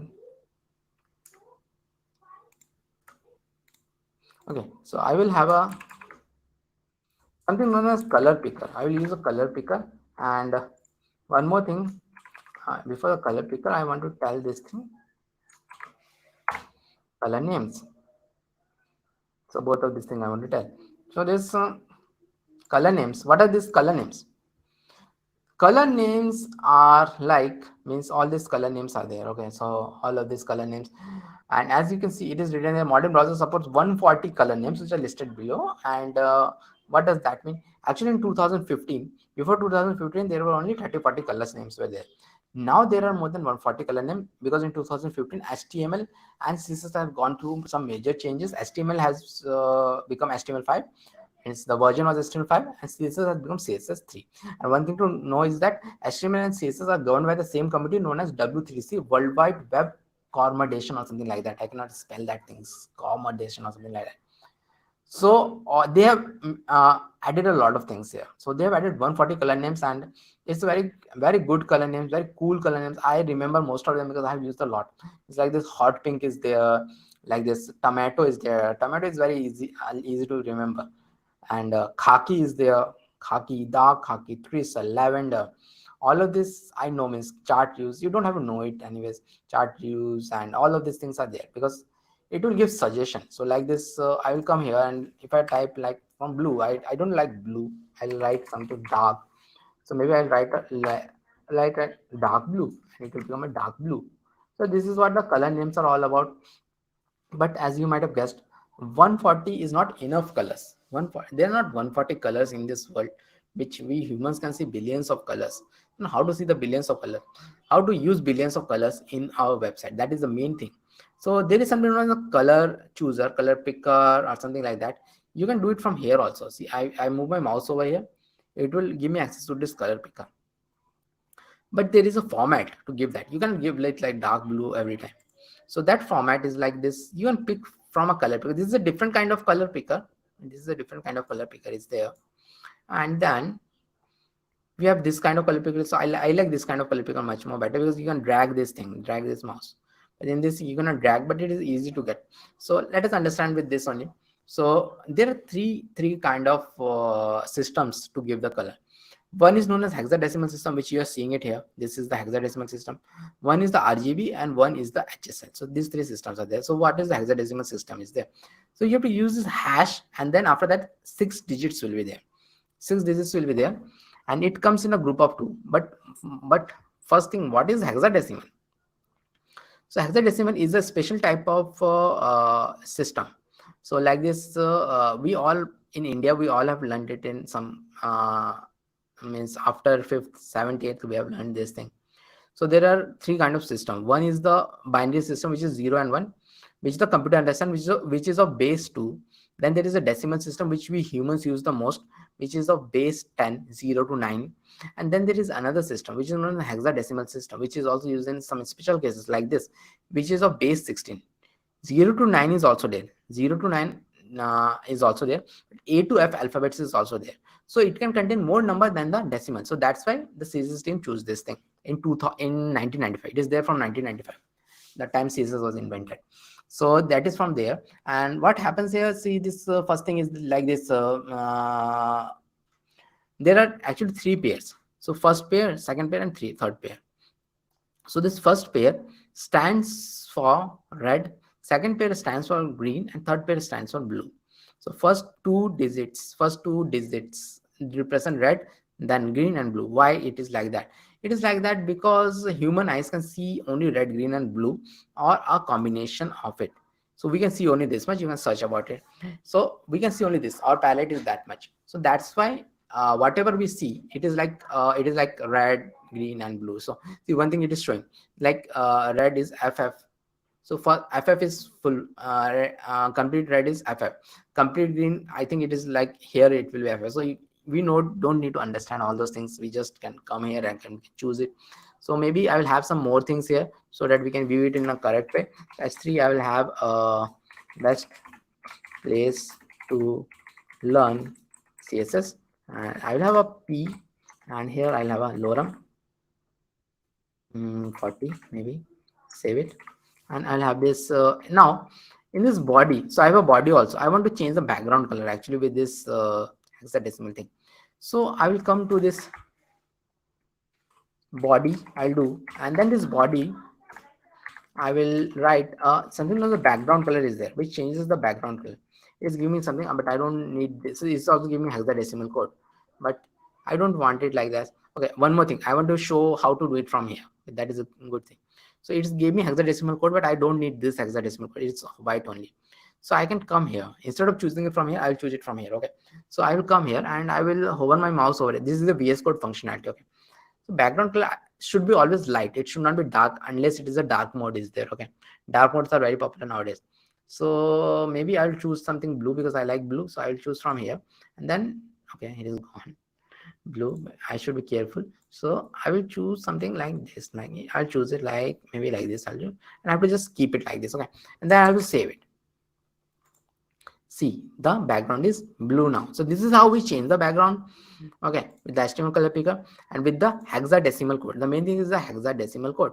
So after hexadecimal code, we have this RGB also. RGB format also is there, which is known as red, green, and blue. As I've told earlier, humans can see red, green, and blue. So we give this red, green, and blue in the number also. Okay, and its value goes from 0 to 255. So all this thing. So let me choose something else now. Maybe a paragraph I'll choose. I will choose this thing. This is something like magenta and all. And here I want to give the color for the text. So I have to give it a bit darker. Color for the text always should be a bit darker like this. Okay. So I got some value here. I can use this value. So where I will use it in the H3.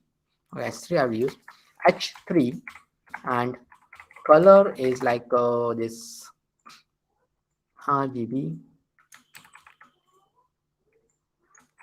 like this. Save it. So see, this is like this purple kind of color, and then there is a last way, which is known as HSL. HSL is known as hue, saturation, and the lightness. Actually, this is one of the most powerful technique to give, but it's a bit complicated also, because HSL, H not S, S and L stands for saturation and lightness, and it is in percentage. Saturation is like the saturation in the TV, and lightness is like it can be lighter. And this hue value consists of the whole thing. The red, green, and blue, the combination of red, green, and blue is known as hue here. So it is like this. So this is a different kind, but you can go to this all this color wheel, it will give you all this thing nicer. Okay, so I'll do the paragraph as HSL. Paragraph for color, I will do. I need some dark color again, because it is a color I'm giving. So maybe this green kind of color I'll give, and maybe I want it a bit darker. So I have to do this one, and it will change here also. So I will come here and I will choose this HSL. Okay, and I will give it HSL and save it. Now if I go back here, see this, it is like this green color. So this is how we give colors. This is how we give colors in CSS, and colors is done. So now we are going to learn about fonts in CSS. So fonts is very important in CSS. So why fonts is very important in CSS? Let me make it a bit smaller again. So fonts is very important in CSS, just like in any other thing. Fonts is very important. We use this words and all those things, and all those things are fonts are there. Means Microsoft Word. So we all have heard that fonts. Okay. So now I want to give a common font. So I have to give it right in the body. And there is something known as font family. Font family. Okay, font family I'll give. And then here I have to give the thing. So I'll give the most common font, which is Arial, Helvetica, and Sans serif. Then I'll save it. Arial, Helvetica, and Sans serif. See, you might have seen that the font got changed. And the font got changed to actually Arial, the first font. So if I have the first font, but why I gave the Helvetica and Sans serif? Actually, Helvetica and Sans serif are known as the fallback fonts. You can have hundreds of fallback fonts also with the comma, comma, comma. So always the first font is taken, not the fallback fonts are taken. So why did we require this fallback fonts? See, because this maybe the main font is not available, then it will go to the fallback font. But why the main font is not available? So main font is not available because this all fonts and all these are known as web safe font. These are there in the browser. Maybe this all are governed by again the W3C committee. But this thing, this Chrome and the Firefox and the Edge and the Safari, they're governed by different companies. And these are really complicated piece of software. These are not that much easy kind of a software. These are complicated piece of software. Browsers are complicated piece of software. So what happens? They might not implement that thing. And Apple is very notorious to have all those things like this closed ecosystem, and all those things are there. So maybe as we all know, Chrome is made by Google. Okay. And all those things are there. So maybe Apple in Safari, they will not implement. Just an example, but all those things are there. Suppose Apple doesn't implement Arial in Safari. So when my website runs on the Apple system, either through a website or maybe in a local host, that Arial will not be shown. So what will happen? Arial is not there in Apple. Suppose then it will fall back to Helvetica. If Helvetica is not there, then it will fall back to sans serif. If sans serif is not there, it will fall back to whatever Apple have. Apple have their own fonts. Whatever Apple have, it will fall. But actually, it is not happen like this. These are very common fonts. Okay, so it will always be there. So now the next thing is that we are going to use something very cool, which is known as Google fonts. Okay, Google fonts are actually something very cool. Again, you go to any good production project, people will use Google font because people are fed up with this normal fonts and all this. So what is this Google font? So I'll go here, Google font, go here, Google font, and I will click it, Google font, and then I was already using something, so let me remove this thing. So when you go here, you'll see all these beautiful kind of fonts, all these beautiful kind of fonts created by talented designers. So designers create this one and then submit to Google, and Google go through all those things and all this, just like you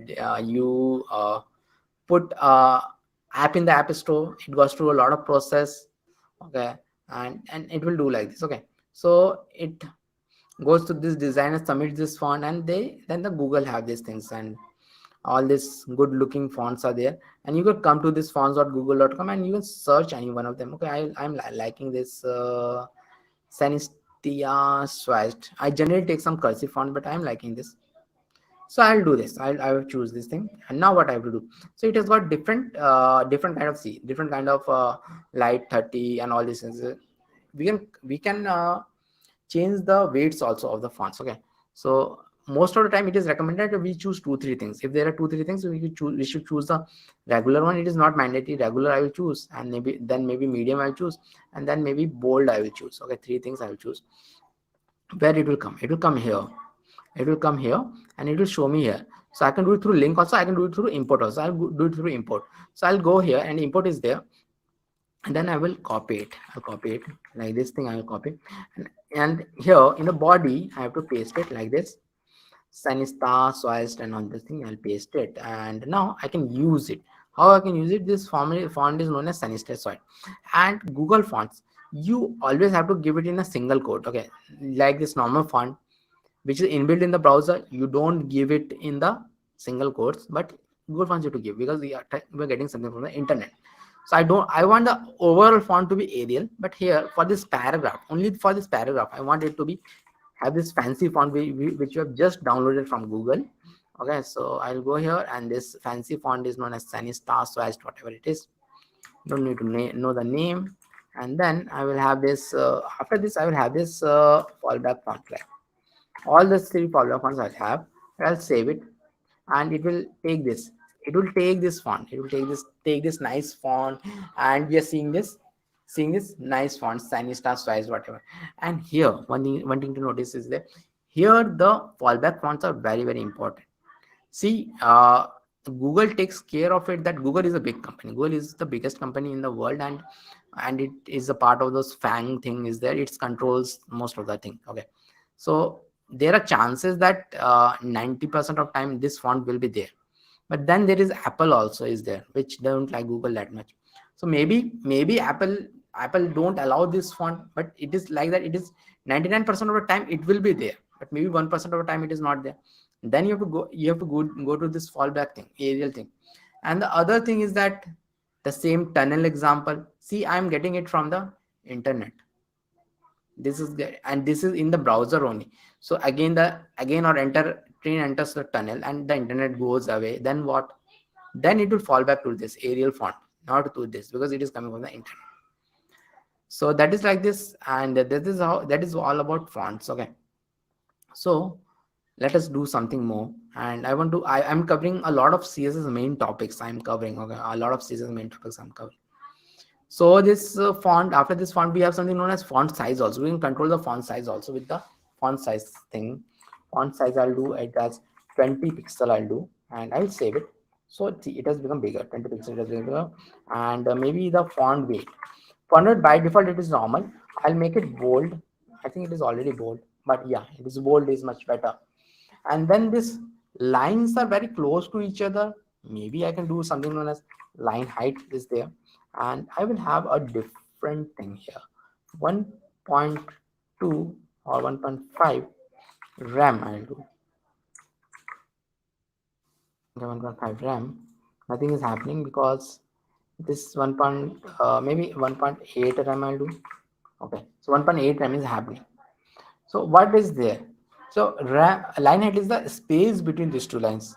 But right now I use two kind of units, one is the px I used and one is the RAM I used. So why did I use those two kind of units and what are they?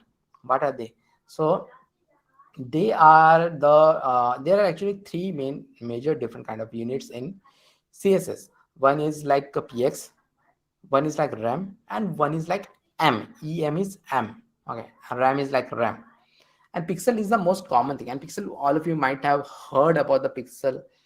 I'm not telling about using it. Maybe a lot of you are seeing the code first time. So what is this pixel? Pixel is like the TV which you have. It has got the small dots are there in the TV.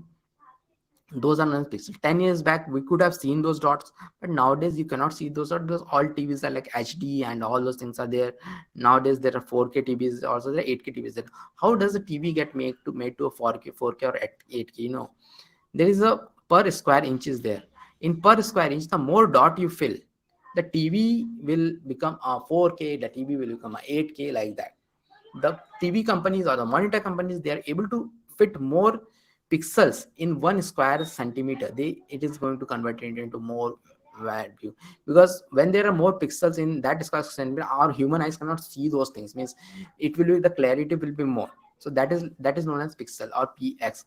But the thing is that this px is a bit different than that your normal TV pixel which I have just told. Why? Because this is been governed by again the W3C committee, and they have their special TV or monitor been made, which is of 3000 DPI. It is not like some HD or something. 3000 DPI, 3000 density per inches or something. Yeah, density per inches, and they have given it according to that. But in normal term, what happens? The more you give the pixel, the more the sizes will increase. But this RAM and M are a bit difficult to teach. Means bit difficult to understand what is this. So I teach it through code. This RAM and M. What is the difference between this RAM and M? And for that, what I have to do, I have to wrap this completely in a div. Okay, I have to wrap this uh, completely with the div, and what I'm going to do, I'm going to have it here. I have it here like this h1 h3p. Now what is happening, this div is the parent of it. Okay, what is the parent and children in CSS or HTML term? So whenever some tag is wrapping something, that becomes the parent, and that other thing becomes the children. So div is the children of this body. H1, H3 and P are the children of this div. Okay, so they will behave to some of the things which are there here. So here I'll come back here, and in this div I'll give some style. So div I'll give font size of 10 pixel. I'll give font size of 10 pixel. I'll give. Okay, you'll notice some of the changes here. The moment I do this font size of 10 pixel, see this H1 and H3 are also becoming small because it is changing them. This is a bad thing. We're going to fix it soon because this is not how it should work. Okay, so the next thing is that this P, I'm going to change it to means 2M. I'm going to change it to 2M. Save it. So what is this 2M? So 2M unit means whatever your parent font size is in pixel, you'll multiply it with that. So 2M is 20 pixel. 3M means 30 pixel. 4M means 40 pixels. So it is like this. It is like this. Okay. M means like this. Then what is RAM? What is RAM? RAM is like something. RAM doesn't depend on the parent. RAM doesn't depend on the parent. Means whatever parent font size is, it doesn't depend. The whole browser font size is a default of 16 pixel. So whatever RAM you give, it will be multiplied with that. So if I give 4 RAM, it is 4 multiplied by 16, which is way too big. So it is way too big. It will not even look good. So RAM is like that and M is like that. So that is a difference. Okay, and now what we are going to do is this. I'm going to first thing is that I don't want this div. This is affecting some of the things. We are going to learn about classes and IDs next. Okay, in the CSS, and we are going to learn that it is affecting. So it was affecting. So I've moved this thing, and so it will again still look very big because RAM doesn't depend upon this div. So what I'm going to do, I'm going to make it as 1 point, maybe 1.4 RAM is a good thing. Yeah, 1.4 RAM looking good, 1.4 RAM looking very good. So it is like this I will do. So this is like this, it is done, and we'll go ahead. And now we, as I told, I'm going to look into class. We are going to look into classes and IDs. Why classes and IDs are required? See, when we use this div, it was breaking all these things because it is wrapping all these things. It was changing it. So a lot of times, what happens in big projects also, we should not take something like this H1, H3, P, and we should not take it. See what happens in one project only. 10-15 front-end developers works. In the previous project in which I was associate architect, in which I was leading a team of 10 people. So if everyone try to give this H1, H3, what happens? CSS is global. See, I have a style.css also, and I have got a main.css also. There I will give a H1 as color purple, and here I have given the color as blue, and that will override whatever is the latest one, it will take it. So that breaks a lot of CSS. So in CSS we have something known as classes, and that will given the HTML classes and IDs. So it can uniquely identify your divs, anything, divs, h1, any element it can uniquely identify. So how we do that? So we'll come here in the div, and then I'll do a class equal to box hash one, box dash anything. So this name can be anything, but this is a keyword, this is a keyword, this can be anything. I'll save it, and I will save it, and then I can now style this thing. Box one I can style, and this uniquely identifies this div. I don't have to use this div now. I can have 10 divs in my project with 10 different class names. Okay, so that is how uniquely identify you can uniquely identify them. This box one is there, and now I will have this box one, like dot box one. I will give some common thing here. So maybe I'll give the background color as light something, light Carol maybe. So see, it will become this light Carol kind of a thing.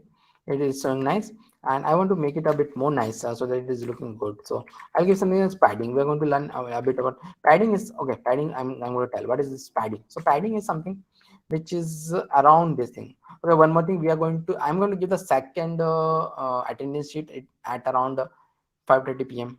IST, and stay for that. And if you're not fill the first one, I will take it this time. Please do go ahead and fill the first one. It is there in the means whatever is I have pinned it actually. So do please fill it, and everyone will get certificate if they fill both of the attendance form. Attendance form is the second attendance form which I'm going to give. It will be like this. So this I have not yet given. I've given the first attendance form only. This is the second attendance form which you have to fill at 5:30. Around 5:30 I'll give this. Okay, so that is there. And where were we? Yeah, so this is box one. So let me give some padding. So padding is something which is around the element, it is known as padding. So maybe I will do it as 10 pixel. I'll do and save it. See, it has got some padding around it. It has got some space around it. Padding is the space around it.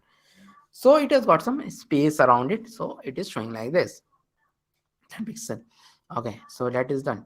So now let us okay, so what is the benefit of these classes, and what is the difference between classes and IDs? So classes, what happens, I can use the same class a lot of times. Okay, I can use 100 times also the same class name.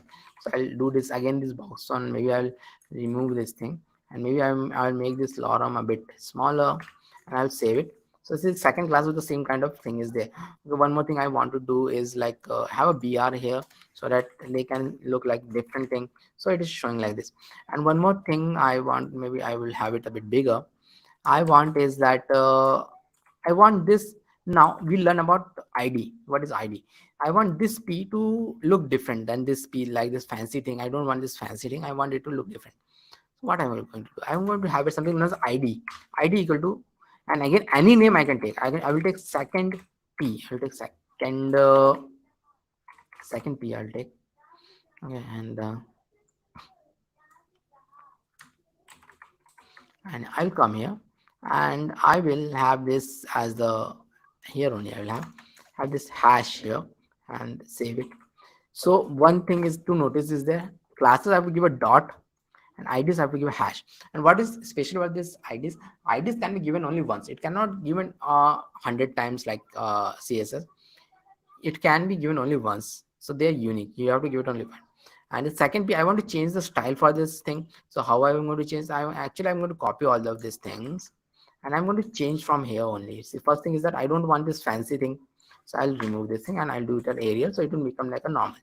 I want the color to be different. Maybe I want orange color, dark orange color. So I will make it maybe dark brown. It became like this. I want this to be a bit smaller, 1.2. I want this not to be bold. I want this to be a normal. So normal. And maybe this is 1.6. So see, it will look like this. It will look like this, and a normal thing. It will look. Maybe I will have a lorem of 20 and save it. Okay, maybe it is looking like this. So I want to see the line. So it is looking like normal. So this is how the IDs are being used. Okay, so the next thing which we are going to learn is about okay, maybe let us do one thing. Let us style a form. Use form, as I've told, forms are a very important thing. So let us style a form and see how styled forms look around. And I will give the playlist for the complete CSS class which I have taken this week only. If you want to learn CSS, go and learn CSS from that. Because from next week, JavaScript will be done. You should be done with HTML, which I've taught today. And maybe tomorrow is Sunday. You can learn about all those things. Okay, so you can learn about that. Okay, so we are going to learn about forms now, styling the forms, mainly the styling the forms part. Okay, so let us do that. Now here after this, where we again come a bit down. So maybe we are going to have a BR now, and and here, and here, save it and paste it, and then form have action and all. I don't need form of class equal to my form. We are going to take a lot of class name. Why we are going to take a lot of class name? So that it's easier to get. So we are going to take a lot of class name. Okay, class of my form, and then after that, and I will have a div dot form group. Div dot form group I'll have. Okay, then this, because we have a div there also. When I was doing HTML, I want everything in the same different line. So I'm having a div, but I have given div a name. That is for a reason. We are going to see what is the reason behind that. So label I will have, and then it will be name, similar to that what we have earlier, and then I will have a input type text and name equal to name I will have, and then this form group I will repeat it 2, 3, 4 times. I'll repeat it, and this one will be name is email and type it is okay.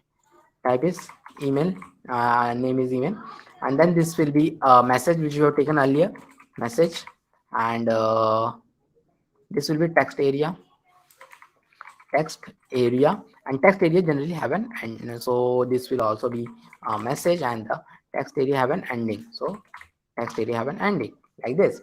And now here we will have a button. It's okay to take it inside this. Okay, so input type is submit, and I'll have a class equal to button and value equal to submit.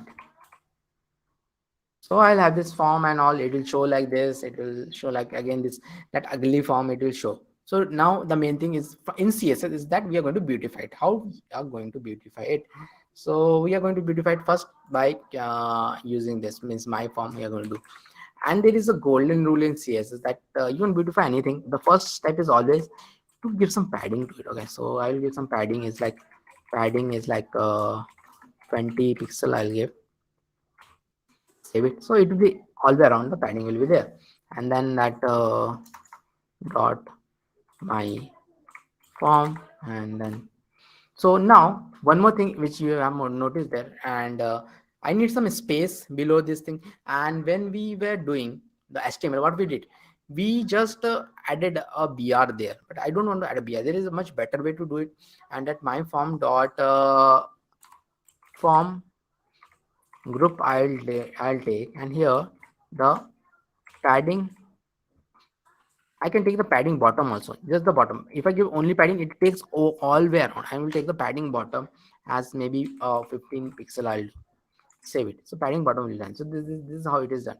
Now one more thing I want to do here is that I even want this name to have its own line, email to have its own line, message to have its own line. So how to do that? So all of these are coming from this label, and they're coming in one line because label and input, both of them are inline element. So they're coming in one line.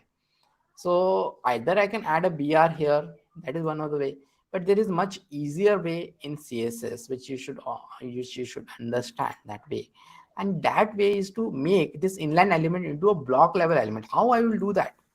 I'll do this my form, and label is there, and then display is like block, display is like block, and I will do this, and it will come one after the another. It will come one after the another, because it is not from display inline, it has changed to a display block. So it is coming one after the another. So this is there. Now our form is already looking very good. So we have to do one thing. One thing we have to do is, you see, if I type something here, it is coming like very close. I don't want it like this. I want some space around it. So how to have that space around it? Through padding. And I want that thing to be in all of these three input kind of boxes. I want it here, I want it here, I want it here. Let us first understand how I will do it here in the text box. So I could do one thing. I could have a common class in all these three, but there is another way in CSS which I can do, and I want to tell about that. So I'll come here and do a dot my form, and input type is text. I'm going to do this, and I'm going to do a padding of 8 pixel. Save it. See, now the padding is done, and I also want it to extend completely. So I will do it a width of 100%. I'll do save it, and it will extend to the end. I want this message also to be done same thing. So I can use this thing again, padding 8 and width, but I can use a common CSS also like this. Okay, I'll do a dot, I'll do a comma, and then dot my dash form, and this is a text area, because you can see this is a text area. So it is like this. I will save it, so it will go to the line. So now our form is looking very cool. Only the thing which is remaining here to look it very cool is to have this submit. Okay, and here also the padding and all will be there. So this is a cool form. So like this. So this button, how to beautify this button? So beautifying button is a way. You can find a lot of code from the internet, but I teach in a very easy way to beautify font, in which I will tell. So you'll remember that thing. Okay, so how to beautify this form? So this form, not form, this button. So this class, this button input type submit is a button. Means button classes also you can do. Normal button also you can style it like this. This button is there. I'll come here, and then dot button I'll choose, and the first thing to do is that by default the button is very close to each other. This is how it comes. So I'll do a padding. So padding is something I can give a shortcut is there. I can give, if I give a 10 pixel like this, which it is telling me, it will be all the way around, but I want to give in the top and bottom a different padding, like top and bottom I want to have 10 pixel, and right and left I want to have 15 pixels. So this is a shortcut for padding. So it means what? Top and bottom is 10 pixel, and right and left are 15 pixels. I'll give this thing. Top and bottom is 10 pixel, and right and left are 15 pixels. So this is done. So the next thing which I'm going to do is the border as the border is there, black color border is there. Border I'll do it as none.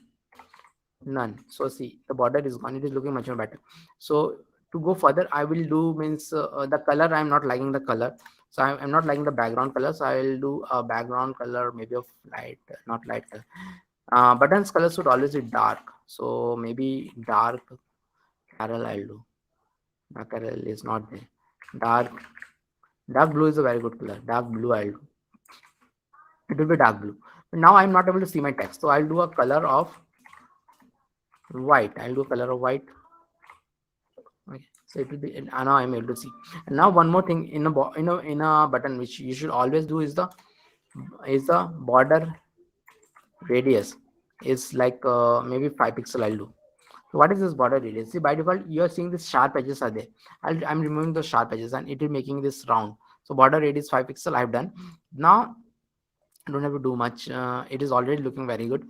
So but I will do two more things here. One is like the font size is like 0.9 rem. I'll do maybe a bit bigger.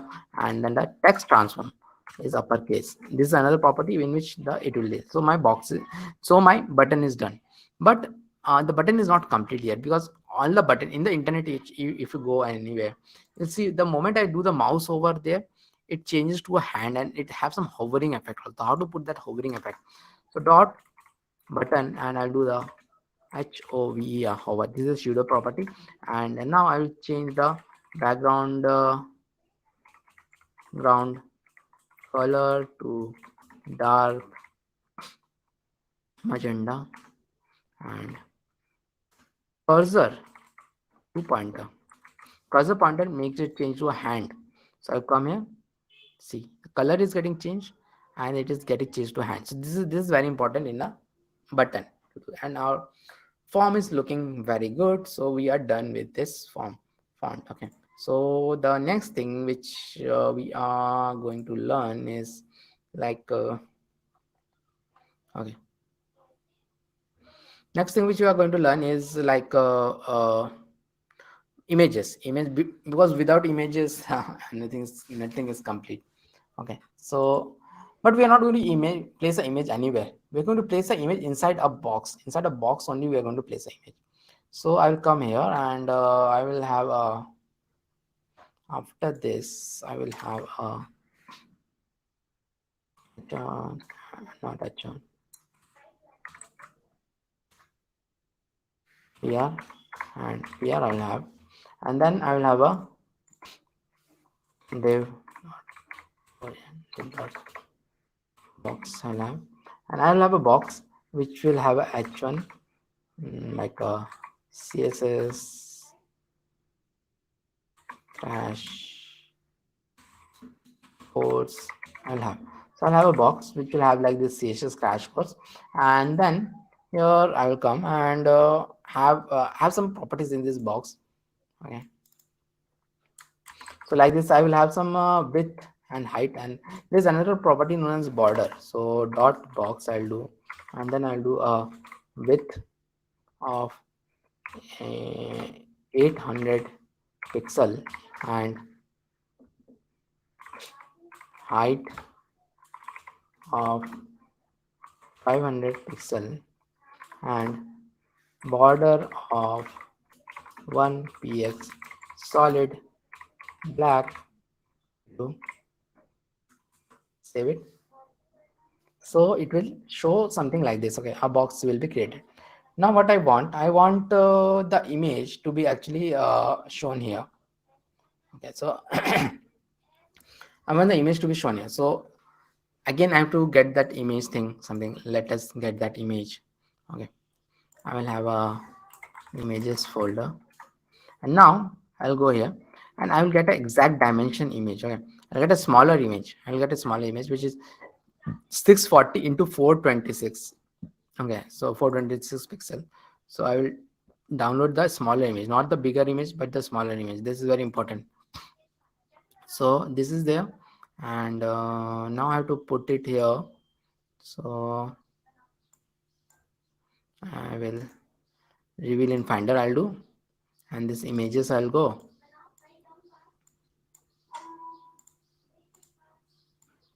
Change it to unsplash.jpg. Okay, unsplash.jpg I'll do. Okay, so this is like this, and it is showing this as like unsplash.jpg. So now how to show it with CSS. How to show it with CSS? So to show it with CSS, we have this, okay, image we have, and the image is a smaller image. So I want to show it inside this box. So how to do that? So we have something known as background image. We are going to use that background image. I'll do, and URL I'll do like this. You have to take it is not through image tag, so from CSS we use this background image. Okay, then I'll do then dot images, and in that images unsplash.jpg is there. I'll save it and see how it is shown. So the image was actually smaller. The image is actually smaller. Image is 640 by 460, and this is 800 by 500. So the image is repeating itself. After this also it is repeating, after this below also it is repeating. So this is not a good way. So what we are going to, how we are going to fix it? So there is something known as background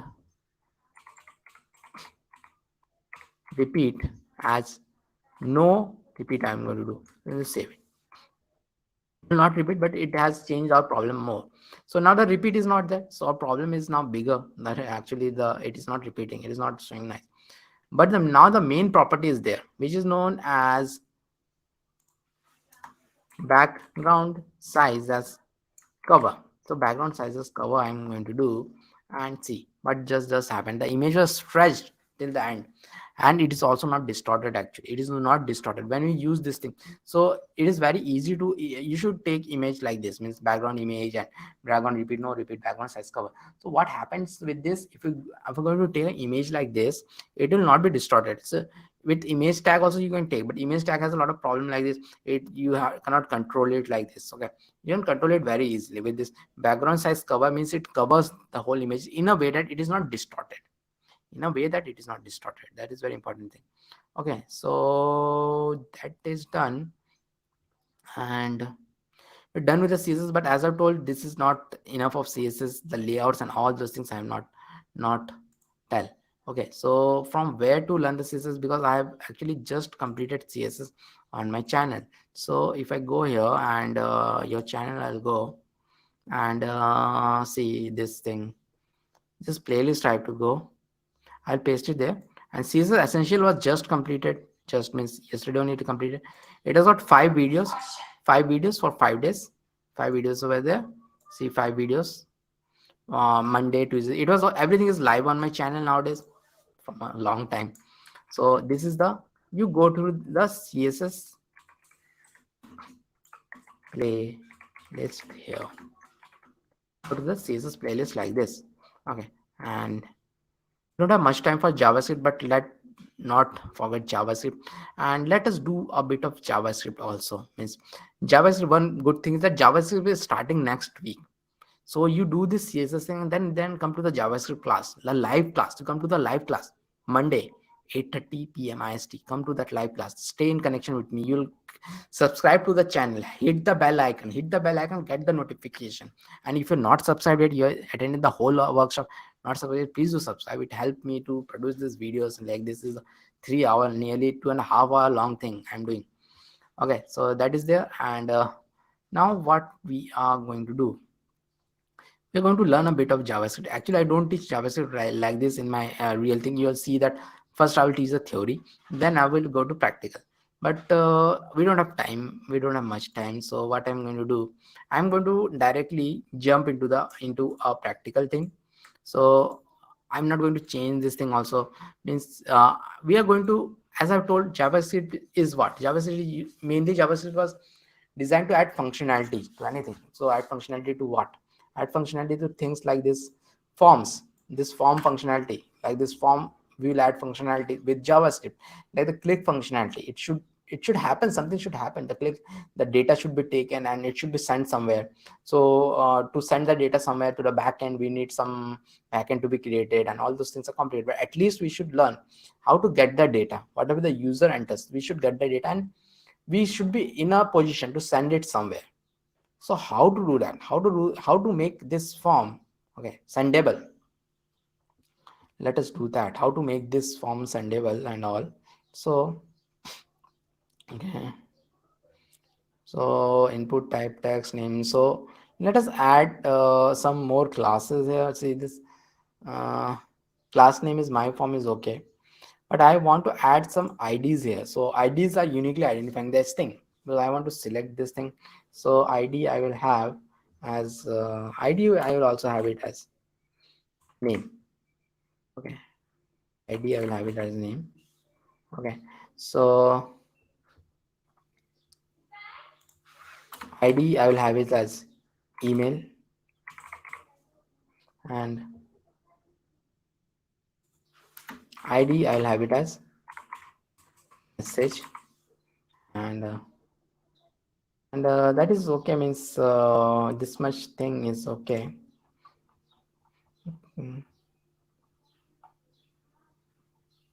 Okay, and nothing else is required. So what is Java? How do we do JavaScript programming? Means this is known as DOM programming. JavaScript is very huge. Means not huge like this. JavaScript can use in a lot of things like React. Also, we are using JavaScript. Node.js also we can use JavaScript, and we can use JavaScript like a pure in a web programming also. So we are using web program. This is also known as DOM programming. Okay, this is also known as DOM programming. So here, what we need to do, we need to create one more file here. Okay, and that file will be known as not here, and that file will be known as main.js. You can name it anything, but a .js means it is a JavaScript file. .js means it is a JavaScript file. I'll go here. Now you have to also include the JavaScript somewhere. See, we have included the CSS, but we have to include the JavaScript also somewhere. So where we have to include? Generally, we include it at the end, and there is a reason for that. Script src main.js, and we add it in the body part, not in the head part. There is a reason, because JavaScript is a blocking, it generally blocks the thing unless it has been loaded. So we are going to use a very small JavaScript code, but most of the JavaScript codes are 1000 line, 2000 line, like that. So unless in websites what happen, unless the JavaScript is ran completely, the website doesn't load. So so it increases the loading time of your website. So suppose your website has a lot of text and lot of text and all those things, so those text will also not be loaded. You'll see, the user will see that loading thing.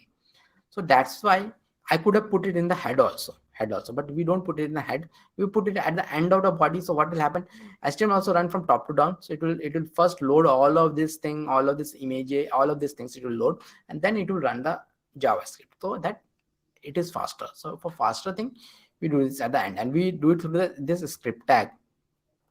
And I know it is very complicated, which I'm going to tell right now, because and I don't start it like that. Next week you'll learn that I started with the basic of JavaScript. Means just like any other programming language, just like C++ or Java. If anyone are a computer engineer, they know that how C++ or Java, we have integers and all those things and all. So we are going to start like that. So this I'm just coming to the practical, because actually we are out of time. So I'm directly coming to the practical. Yeah. So in main, now what I have to do, I have to select all of this different things like this, even this this ID, this class is my form is there. So this also I have to select. Okay, so for consistency, what I will do, I will have ID also of my dash form, because there is tag in JavaScript which is there, and const my form equal to document dot query selector, not my form. It is like this, it is like my dash form, it is like this, and then const name input equal to this, const email input is this, and const there is a message input is there. Okay, message, not like this, const msg input. Okay, msg input is this ID message, const maybe it is msg input equal to documented query selector, it is ID is message. And we are going to have one more thing here. Okay, we are going to have, after this form, we are going to have a UL also here. Okay, one sec, we are going to have, okay, after this form, we are going to have here a UL, empty UL. I'm going to have UL of users. I'm going to have like this, MTL, and we're going to fill it with Java. So you're going to see how powerful it is. So I am here, and now what will happen? I've chosen all those things, including the form, including everything. Now I have to listen for the user click. So user click is means when he will submit. Yes, she will submit this thing. Then I have to listen for that. Listen for form submit like this. I can write the code like list and for submit. Okay. And then this my form dot add event listener submit I'm doing. And what is this? This is a submit add event listener. It will continuously keep on listening to my in my website. And this submit is there, which extension for properties and attributes suggestion. Okay, actually this is a special kind of thing which is known as this thing GitHub Copilot. It is GitHub Copilot, which is giving me all of these suggestions. So it will, you'll not get this thing, this extension, because this is on pilot program right now. It is on Microsoft. Okay, so AI driven. So that is there. And so this my form add event listener and submit, and on submit I'm going to do. So on submit, this is something which you will get called. Okay, so and then this function on submit, I'll call this, and it will have this E. It will have this E. It takes this E, and when I was doing that, I told that when I submit something, so it refreshes everything. So E dot, I have to do this E dot prevent default. It is very important to do, and then I can get all the data like this: name input, email input, and message input. This is the 3 data with something known as like dot value, name input dot value, email input dot value, or message input dot value. So that is how we can get all the thing. And there is something known as console.log. We can see it in the console.log, console.log of like maybe I'll only do for name input dot value. And what is this console.log? Again, I will tell a lot in my JavaScript class. I do mean this inspect, and there is something known as console, and I will type something here and just submit it. See, it will show me the value whatever the user enters. So this is how we get the user input. Whatever the user inputs, you will get access to that like that. So that is name input dot value I'll get, email input dot value I'll get, and message input dot value I will get. Now I want to show it inside this UL. Inside this UL, I want to show it. Okay, and it's time to give the second attendance form also, because you all have waited for such long. Okay, so let me give that. Mark second attendance here. Mark your second attendance here. We're going to end soon. So mark your second attendance here.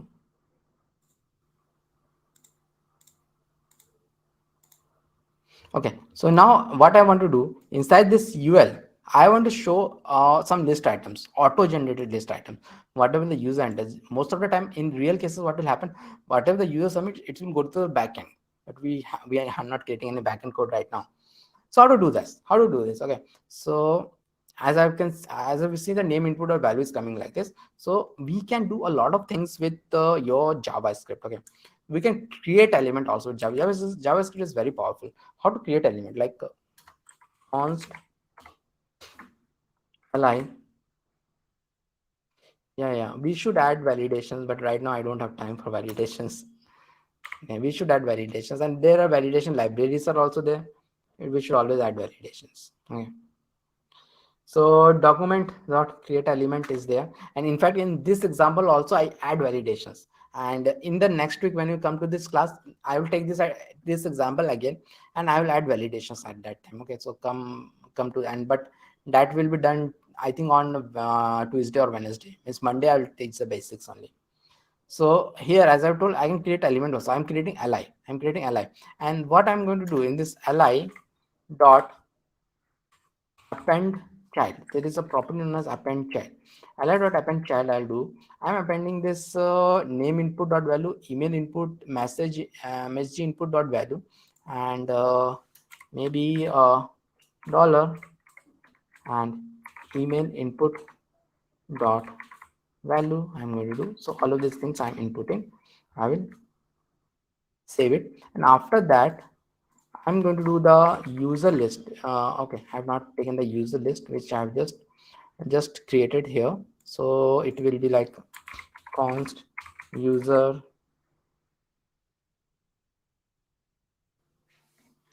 list equal to document dot query selector users list is not there something, so it is with the names users. Come here and do the users. Okay, and then here I'll do this as user list dot append child and ally, what we have just created ally. I do this, save it. Now see, now what I can do it here, give my this is good, and I'll do the submit. See, it has been shown here, means I'm able to get this. But this is a bit of bad experience because this is still been shown. I don't want to show this after submitting. I don't want to show this. So how to fix that? Okay, so I will do this name input dot value equal to like this, and email input dot value equal to like this, and message input dot value equal to like this. I do, and I'll save it, and I do like this, and this is good, and I will submit it. See, it is gone. I can now do the another thing, and cool, and I'll do it, and it will submit it. Inside the UL I'm creating allies. Inside the UL I'm creating allies. Okay, so as I've told, so JavaScript is something advanced I've done. JavaScript Basics, it is not there, and JavaScript is starting from next week from my channel live 8:30 p.m. IST. Be in the group which you are there, and please do fill up both of the attendance form. And if you're not yet subscribed to my channel, please do subscribe. See, I took more than 2.5 hours of class today, and this is something which I'm doing always. So, and be in connection with me if you want to be a web developer, if you want to be a _MERN developer, anything. Is I generally help people to become a web app developer or whatever is known as _MERN developer right now. Okay, so that is something which I tell, and do get in connection with me, connect with me. And I do a lot of one-to-ones. If you start to be in my group, you will see that I also give people one-to-ones, because everybody's career is different. I want to help people to become web app developers. So I give them one-to-ones also. My time is very precious because I don't even have 1 minute. Means I'm a like a trainer and entrepreneur right now, so even half an hour is very costly for me. But I give those half an hour to people. If they want to have one-to-one with me, they can book that half an hour, and they have to come, and I do some career guidance for them, whatever they want to do. So whatever they want to learn, how they want to learn, so all those things are there. If you want to do that, be in one of my group. Okay, so maybe some of my latest group, if you're not in one of my group, so wait a sec, I will give some of you might not be there in one of my WhatsApp group, so I will give the latest WhatsApp group. I have a lot of WhatsApp groups, so this WhatsApp group, web development group, I will give you access to this web development group, and you just come here, and invitation I've sent, so you just come here, and then you connect with me. You want to learn something, you connect with me. Okay, so this is the way, and hope you all filled it, and I will send you all the certificates. Try to send it today night. It takes a lot of time depending upon the volume, but we'll try to send. And with this, I'll end today's stream. Hope you liked it. Please do subscribe and like my channel, and I'll meet you all on Monday with JavaScript at 8:30 p.m. IST. Okay, thank you all, and I will end it here.